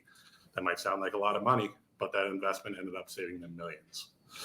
According to the Urban Institute, for every dollar spent on initial administrative costs, Louisiana Medicaid programs save between $15 and $22 in administrative savings. According to state officials in Louisiana, at the time of implementation, it took about $116 to process applications through Medicaid through the traditional route. Through the ELE process, that cost plummeted to anywhere between $12 and $15 an application. States like South Carolina have also reported a massive amount of savings and success. ELE has been so successful in Massachusetts, they've recently sought and received a waiver to expand ELE to adults and not just children. So yes, Senators, there is a fiscal note to this bill, and in our research, we determined that there will be an initial cost. But at the end of the day, passing this bill will not only mean more children will get access to critical healthcare services, but it also means the state will save money while doing it. Our report lists dozens of sources for senators on this committee to conduct their own research on ELE or our two other proposals. We thank Senator Day for bringing this legislation forward, and we strongly urge it to be voted out of committee. And just sum off my reading here, I think one of the most important words in how the bill is actually written is the word automatic. We've seen in our research different results with states that have that automatic ELE and non-automatic ELE. In the non-automatic states, people have to reapply every year. They get a card in the mail and say you qualify, but they still have to go through the process of actually filling out the application, going through the work and receiving that. And those states haven't really experienced that major bump or decrease in administrative costs. So the way Senator Day has written it to be automatic, I believe we would see similar savings to what we've seen in states like Louisiana that do have that placed automatically. And if you don't have a copy of the report, I put a link at the bottom there. I know there's no easy way to click on a piece of paper, but. Yeah. All right, thank you. Are there any questions from the committee? Senator Walls? I think you are hitting on what I was trying to ask regarding applications and administrative costs when it comes to applying for SNAP benefits or Medicaid or CHIP. So yeah, is it 3 separate applications today? They are different applications to my knowledge. But the most important thing is getting those intergovernment agencies to talk together. One of the reasons it was so expensive in Louisiana, $600,000, obviously that's higher than what our fiscal note says here, is back then Louisiana didn't have a well thought out database that could actually communicate with the others. If iServe is going to be able to do what the department says it can do and Access Nebraska, we are actually going to have the technology to do this. Hence, I believe the lower fiscal note. Okay. Yeah, it sounds like it would definitely be a more efficient and cost-effective way of. Definitely. Yeah. Okay. Thank you. Any other questions from the committee? You're comparing Louisiana's to maybe what we might implement. Is eligibility levels for SNAP and for Medicaid the same? Yes, so there are some differences between Louisiana and Nebraska, especially with some work requirements between the states. The benefit levels aren't much different thanks to the ARPA requirements and passed down. I don't remember if Louisiana is letting their sunset or not. I can get back to you on that. But obviously, since each state administers their own SNAP, there's going to be some subtle differences. Okay. You're comparatively, I know you're comparing us to Louisiana. I'm just kind of see if we would have the same cost benefit. In my head, I was kind of looking for a similar state. There was a lot of northeastern states, but I didn't feel like those compared to Nebraska very well. Okay. So, thank you. And seeing no other questions, thank you for your testimony. Thank you. Take the next testifier in support.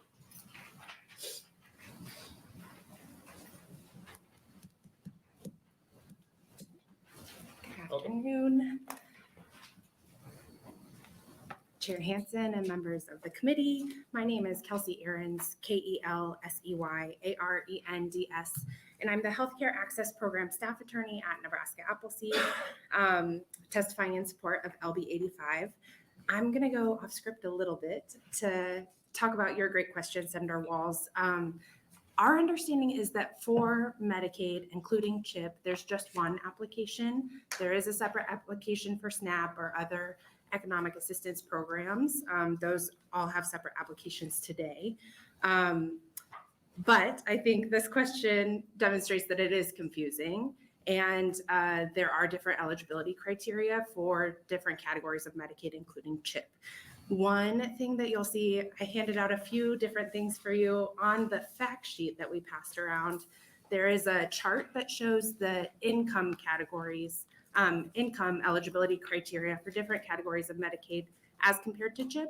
So you will see that for newborns, kids under 1 year old, they have a higher income eligibility criteria in Medicaid than in SNAP. For other kids on Medicaid, different programs, they might have a lower income eligibility criteria than SNAP, but for CHIP, it's much higher. So generally, kids who qualify for SNAP should qualify for some category of Medicaid coverage. The other thing I wanted to address is a question that you asked last year, Senator Walls, about the federal financial match available. The fiscal note talks about a 50-50 match. There's actually a 90-10 match available for development of IT systems. So we know that the computer systems will need some updating to make this work. That's why there's a 90-10 federal match available for those initial development costs, and then a 75-25 match available for the operations. So we would anticipate a much more significant federal match if the state would draw down those federal funds to invest in Nebraska kids. A few other things that I wanted to note. One is that states that have used express lane eligibility report significant cost savings and reduced administrative burdens.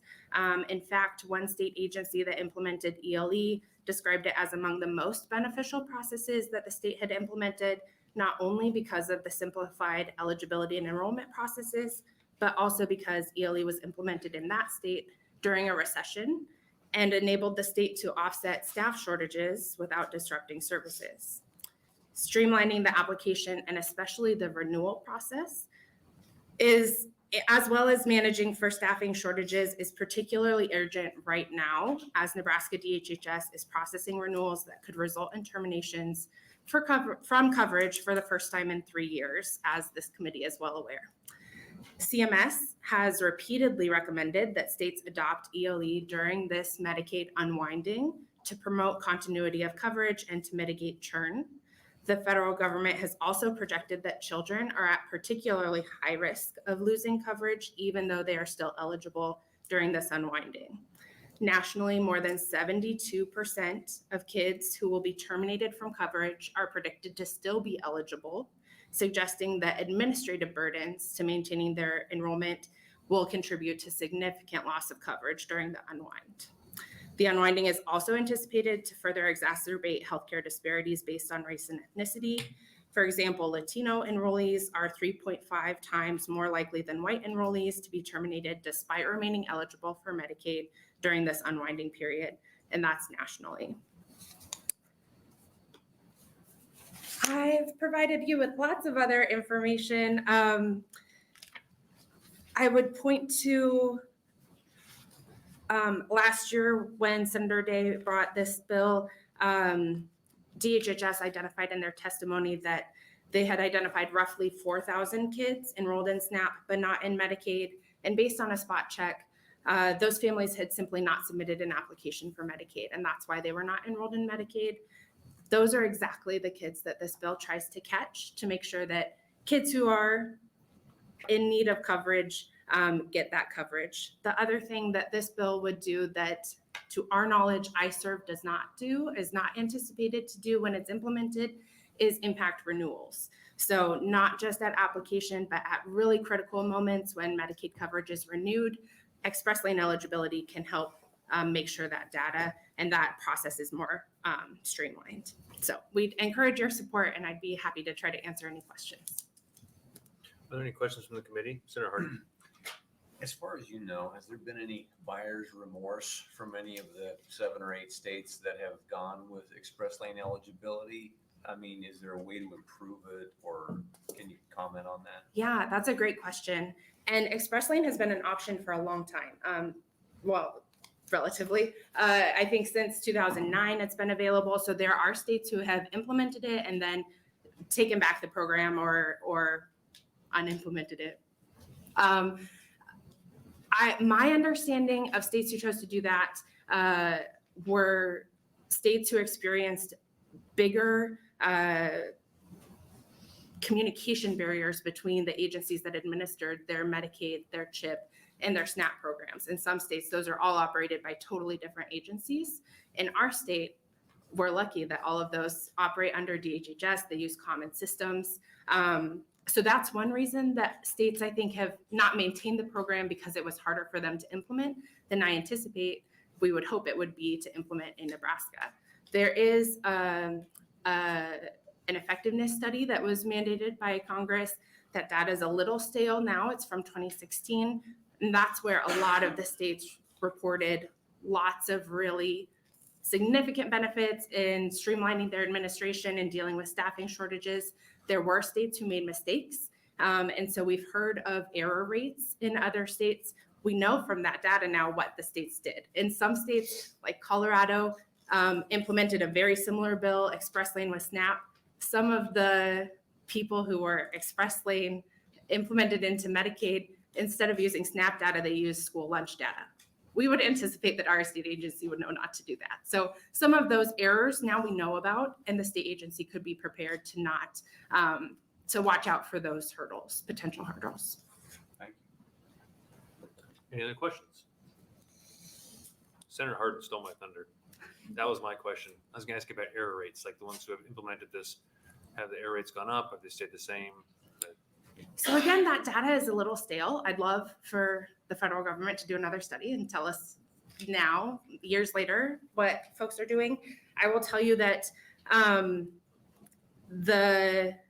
could send you the study so you could look at it for yourself too, if you'd like. But there were minimal errors based on things like income calculations.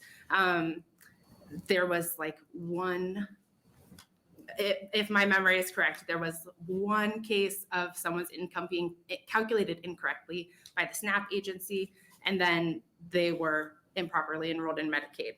For some others, they didn't have correct documentation, but those were really minimal errors based on the numbers of cases that they looked into, in my recollection of the study. So the federal government, having that data from years ago now, continues to recommend this program because of its efficiency and cost savings for states.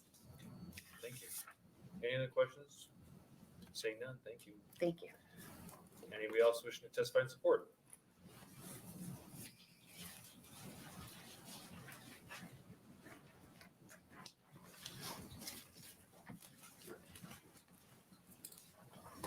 Welcome back. Thank you. Good afternoon, Chairman Hansen and members of the Health and Human Services Committee. My name is Rasna Safi, that's Rasna Sethi, and I am the policy analyst at Open Sky Policy Institute. We're here to testify in support of LB 85 because reducing lapses in Medicaid and CHIP coverage would not only help ensure consistent access to children's health care, but also save the state money by reducing administrative costs. Medicaid and CHIP enrollees must renew their eligibility every 12 months. This renewal process often results in eligible enrollees losing benefits when required paperwork is not submitted or the state is slow to process it. Although eligibility renewals have not been a major administrative focus during the pandemic, the unwinding of Medicaid in the coming months draws more attention to the administrative burdens involved in renewals. Express lane eligibility would therefore ease some of the administrative burden that would result from the unwinding of Medicaid. As recently as March of this last year, CMS encouraged states to take up ELE to maximize retention and provide administrative efficiencies. Prior to the pandemic, 72% of lapses in Medicaid and CHIP benefits were due to a failure to successfully complete the redetermination process.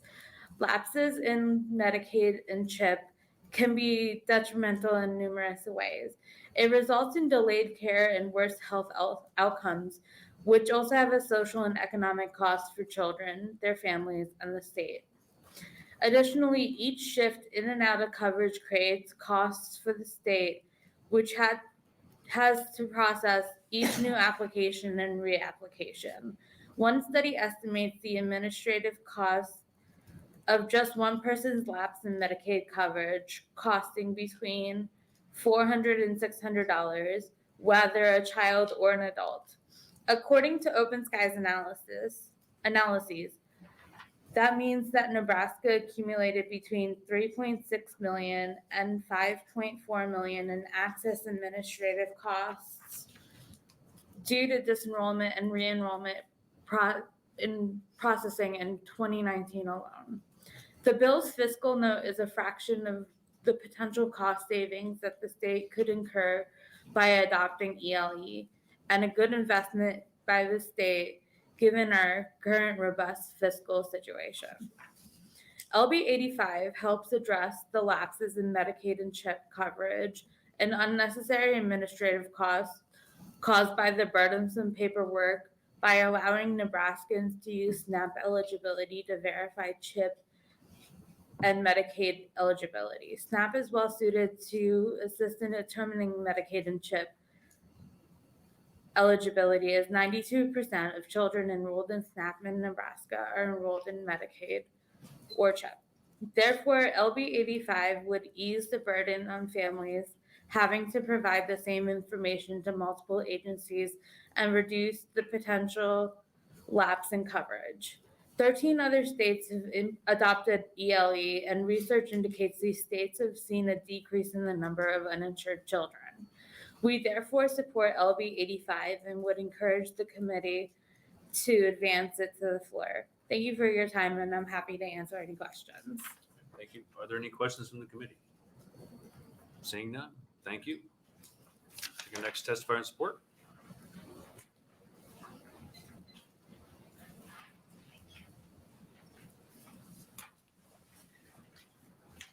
Hello again. Hello, hello. Chairperson Hanson and members of the Health and Human Services Committee. My name is Anahi Salazar, ANAHI-SALAZAR, and I am representing Voices for Children in Nebraska. Consistent access to healthcare for kids is a critical component of healthy development. Voices for Children supports LB 85 because it can help more children access health insurance by providing express lane eligibility, or ELE. Through ELE, states can rely on public agencies' eligibility findings to qualify children for public health insurance coverage, creating a more simplified process for families. In 2021, there were 27,606 Nebraska children who lacked health insurance. Of those, 11,901 were low-income children and likely eligible yet unenrolled in CHIP. Notable disparities exist within children who are uninsured in Nebraska. 9.8 of Native American children, 9.5 of Hispanic, and 4.2 of African American children were uninsured. Inconsistent healthcare access for children produces poor child health outcomes. Over the past decade, states across the country have adopted innovations to make it easier for children to enroll and access healthcare. This is based on the recognition and the preventative benefits of consistent pediatric care help not only individuals, but can also have a positive impact on healthcare systems and costs. We know that when children receive vaccines and well checks, more serious health issues can sometimes be prevented. In addition, the screenings embedded in most pediatric practices can also help identify developmental issues that may benefit from early intervention. Health insurance access is critical for healthy development, educational performance, and long-term success for children. LB 85 will help more Nebraska children access health insurance. We want to thank Senator Day for her leadership on this issue and the committee for their consideration. We respectfully urge that LB 85 advance to general file. Thank you. Thank you. Any questions from the committee? Seeing none, thank you. Thank you. Our next testifier in support.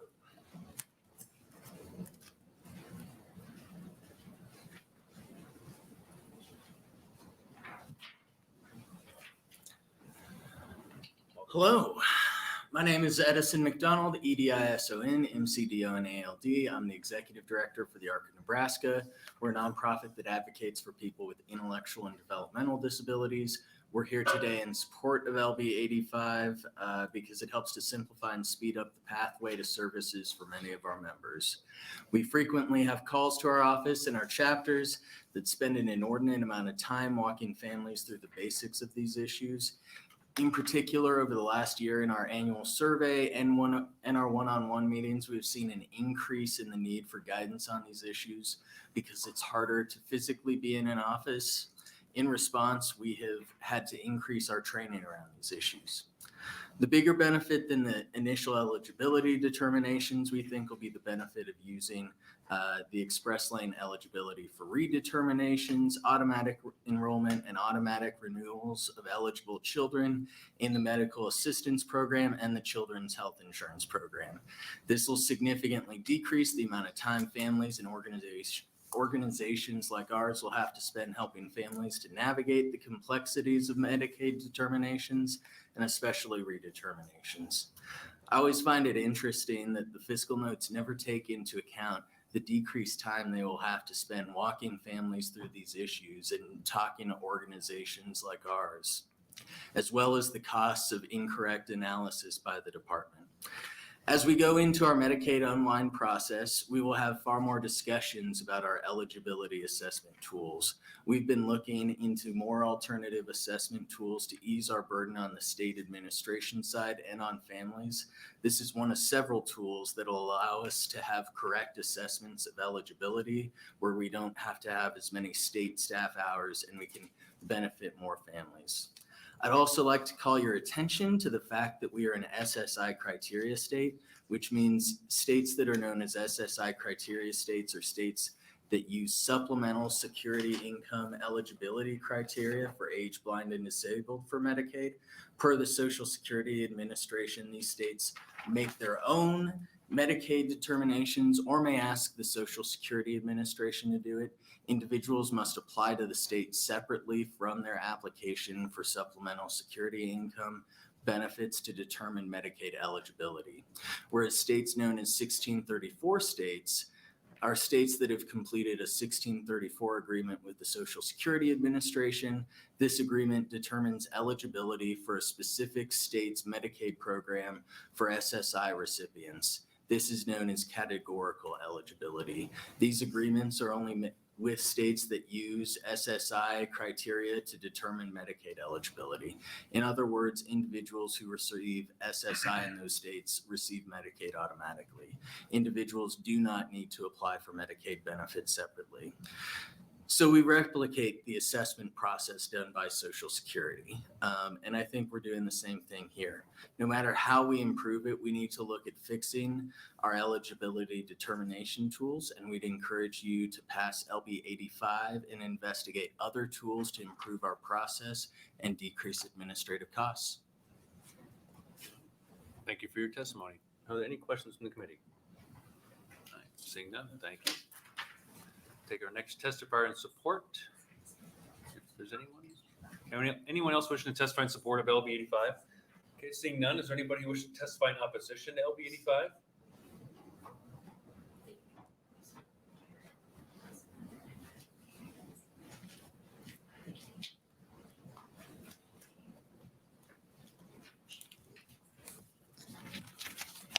Welcome. This is kind of a tall desk. All right. So, good afternoon, Chairman Hansen and members of the Health and Human Services Committee. My name is Matthew Ahern, M-A-T-T-H-E-W-A-H-E-R-N, and I'm the Deputy Director for Policy and Plan Management for the Division of Medicaid and Long-Term Care within the Department of Health and Human Services. I'm here to testify in opposition of LB 85, which will require DHHS to implement Express Lane Eligibility, or ELE, utilizing findings from the Supplemental Nutrition Assistance Program, or SNAP, to determine eligibility for children's Medicaid and the Children's Health Insurance Program, or CHIP. We oppose this legislation for several reasons: the timing, the significant strain that it will pose to the departmental resources, and the risk to current programs. Our eligibility data indicates that 94% of all children enrolled in the state SNAP program are concurrently enrolled in Medicaid, meaning that our program is already doing a fairly good job addressing the problem ELE was designed to address. Pivoting operations to ELE, especially now, would be unlikely to produce significantly different results. ELE's additional requirements create more burdensome process than necessary due to differing federal guidelines. The Medicaid division has access to more electronic sources than the SNAP program, and ELE would largely neutralize those efficiencies. Additionally, the DHHS rollout of the iServe portal continues. This will include the combined application to select community partners starting in July of 2023 as part of the upcoming phase. The combined application will be expanded to additional community partners and all Nebraskans through the rest of 2023. Implementation of ELE would require system changes that pull resources from the iServe initiative and other systems developed and aimed at improving eligibility operations. In addition, we're extremely concerned the implementation of ELE will negatively impact the department's efforts to effectively complete the federal Families First Coronavirus Response Act, or FFCRA, unwind and result in Nebraskans losing coverage erroneously. A condition of the FFCRA requires states to maintain enrollment of almost all Medicaid enrollees during the federal COVID-19 public health emergency. As a result, Medicaid enrollment has drastically increased. When the continuous coverage requirements expire on March 31st, 2023, states have 12 months to return to normal eligibility enrollment operations. During that time, the department must review each case during the renewal process.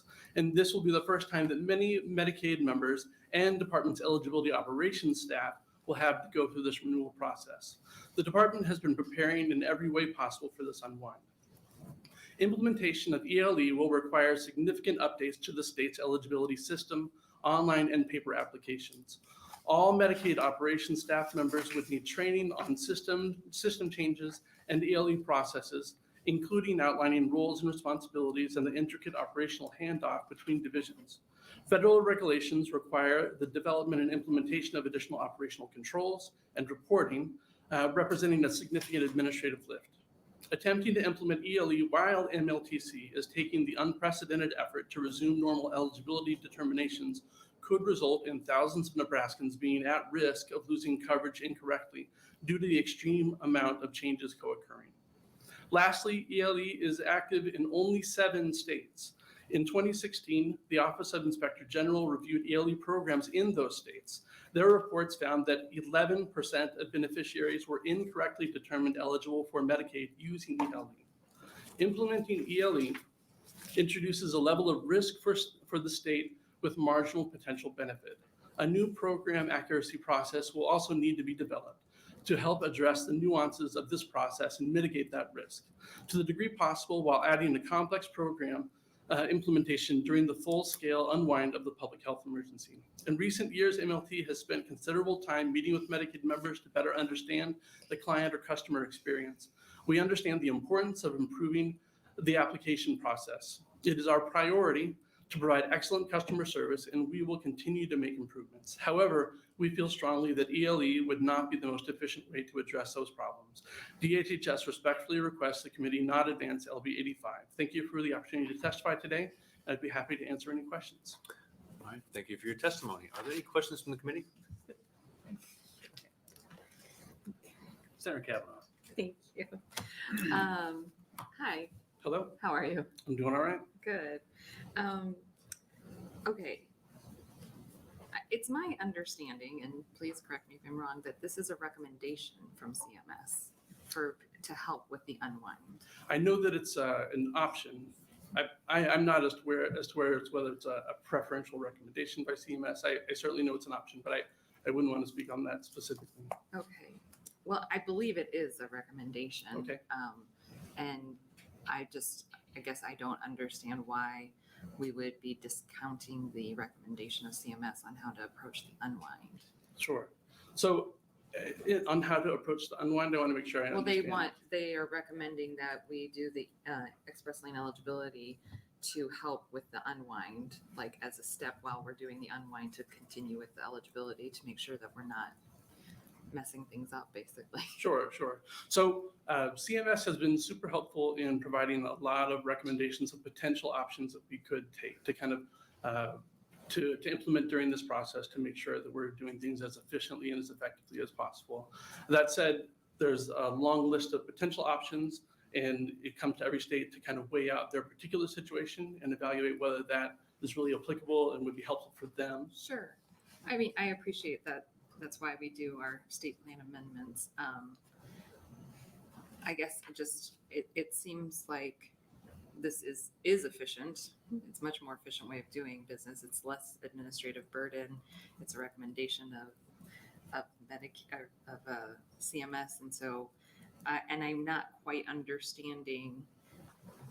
I just am not quite understanding what the opposition is. Is Sure. it that that you're not able to do this? Because that doesn't seem to be the case. So is it that this isn't a best practice? That also doesn't seem to be the case. And so I'm just trying to understand why you would be coming and testifying in opposition to it. Sure. So I think I'll outline a few of the reasons, and maybe this is going to be a bit of a recap, but I think that there is absolutely a place for ELE, and there are situations in which this is extremely helpful. It was developed in particular to help states that had significant eligibility determination backlogs to kind of cut through the problems that they're facing. That isn't necessarily the situation that we're in. In addition to that, as was referenced before, and I referenced in this testimony, the OIG did a review of the states that had implemented this back in 2016. At that time, there were 11. States have discontinued this practice as a result now, and there are only 7 that are remaining that are doing it. But they found that there were significant problems with this. And as was mentioned, most of those eligibility errors weren't necessarily about the income, but there were other factors that were related to this. But that goes to kind of explain that the reality is that this is not something that can just be flipped on like a switch. They're completely different programs. There are different rules and requirements around those eligibility income limits. They aren't an apples to apples sort of comparison. And the fact that they had 11% error rate in terms of the eligibility determinations that were incorrectly done suggests not necessarily that it can't be done, but it's extremely nuanced process that can't really just be flipped on automatically. So part of our concern is that while we're in the thick of doing the eligibility redeterminations for the public health emergency, this would be a very complicated system to implement. It would require changes to our iServe system. It would require changes to InFocus. It would require changes to our operations that would be doing midstream while we're trying to implement the public health emergency unwind. Kind of like changing our tire while we're on the highway with increased federal match kind of in the balance to making sure that we got this done. There's a fair amount of risk with us taking that on at this time. Then why would it be a recommendation of CMS? Well, like I said, I think it makes perfect sense for some states for which it makes a lot of sense. So it sounds like based on the testimony that we saw, Louisiana, it's something that they implemented and it's been very successful. That said, there was a recent case study with Iowa nearby, and that case study indicated that this was a cost neutral endeavor. There was a significant upfront cost and they hadn't necessarily recouped that on the back end. Well, I would argue that the issue isn't the cost because we're trying to make sure that children don't lose coverage. Sure. And so if there is savings, that's a bonus, but not the motivating factor. But I appreciate you answering my questions. Thank you. Any other questions from the committee? I got one question on your testimony. You said our eligibility data indicates that 94% of children enrolled in the state SNAP program are concurrently enrolled in Medicaid right now. Mm-hmm. So if this bill is implemented, that would be 100%? It would not be 100%. And I could explain a little bit more behind those numbers. So the 94% means that there are 6% that are not matching up. And I don't want to say that's insignificant because the reality is that represents about 3,800 people, right? And this wouldn't necessarily make that 100%. When we did a deep dive into those particular numbers within that 3,800, 59% of those were people that this bill would potentially address. The other 41 were people that applied and didn't qualify, right? So this really would, out of that 3,800, it would impact about 2,300, just under 2,300 of those people. And the reality is that's not an insignificant amount. I think the reality is everybody that's testified, we're in complete agreement with, that we want to make this as easy for Nebraskans as possible to take this on and to get the services that they qualify for and want to receive. And that's the reality. We've put our efforts behind the development of the iServe program. As of July 1, we'll be rolling out the combined application process that will take, I believe it's 14 programs last time I checked, not necessarily just these two, but it would be these two plus an additional 12, and combining those, consolidating those applications to reduce that duplication. And then by the end of the year, this will be rolled out for all Nebraskans. That's the intended goal. So our hope is to align with the cause that all of you guys have communicated excellently, and all the testifiers have communicated. That's our cause as well.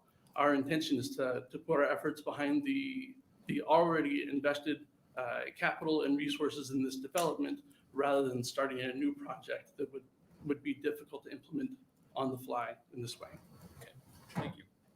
Oh, and I don't want to jump in too much. I did want to clarify, if you would like me to, the issue around the financial implications in terms of the federal match. Senator Day indicated correctly that it's a 50-50 match in terms of federal and state funding. I know the one from Appleseed had mentioned that there is 90-10 funding available for development projects. I will clarify, and obviously I don't anticipate everybody to be completely on top of Medicaid financing. It's not everybody's favorite topic, but I read it every night before I go to bed. yeah, absolutely. I mean, as do I. The kids love it. I read it to the family. But that enhanced funding is available for development for new platforms and systems. This would be development of a legacy system, and so only 50-50 match would be available, and the enhanced funding would not. Okay. Just to make sure, any other questions from the committee? Seeing none. Thank you for clarifying. Right. Thank you. Anybody else wish to testify in opposition? All right. Seeing none, is there anybody who wishes to testify in a neutral capacity?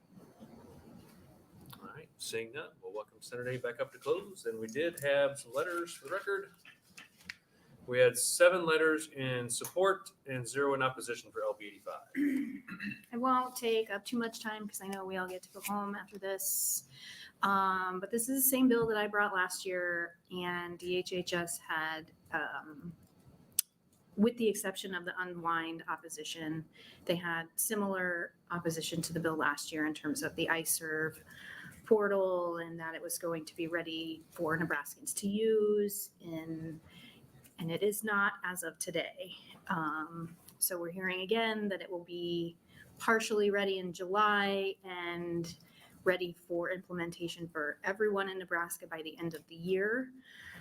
I hope that that is true. This is one of those solutions that, again, when we talk about reducing administrative costs and also providing a benefit for the public, it seems like we're winning on both sides of the discussion here. And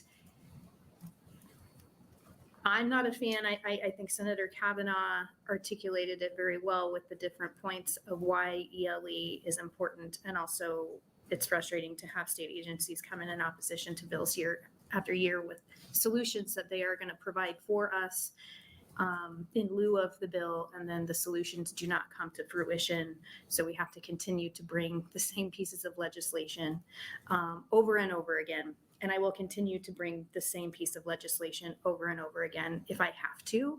I hope that I don't have to, because again, this is great for the state in terms of cutting administrative costs, but also we have 2,300 kids, as you heard from Mr. Ahern, that are in need of healthcare access that don't have it because we have not implemented something to help them, and they're missing out on that could be getting it today.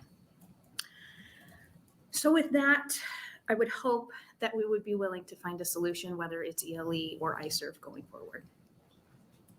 I'm happy to answer any questions. Thank you for your close. Are there any questions from the committee? Is this your last bill? Is it? It might be. Do I get cake or something? Oh, no, you're getting the no sign. Just kidding. No, it's All not. right, sorry. We're gonna celebrate, but, I know. okay. Okay. Well, thank you. Yes, thank you. All right, that'll end the hearing for LB 85, and that will end our hearings for this afternoon. Not that I love on committee, but I am. Are you going to that thing tonight? Oh, shoot. Yes. How about that? I've never been to that Green beer. before. Really, really fun. It's the St. Patrick's Day party. Yeah. Are you not I've going? never been to one. I've never been to it. You haven't? Nah. Oh,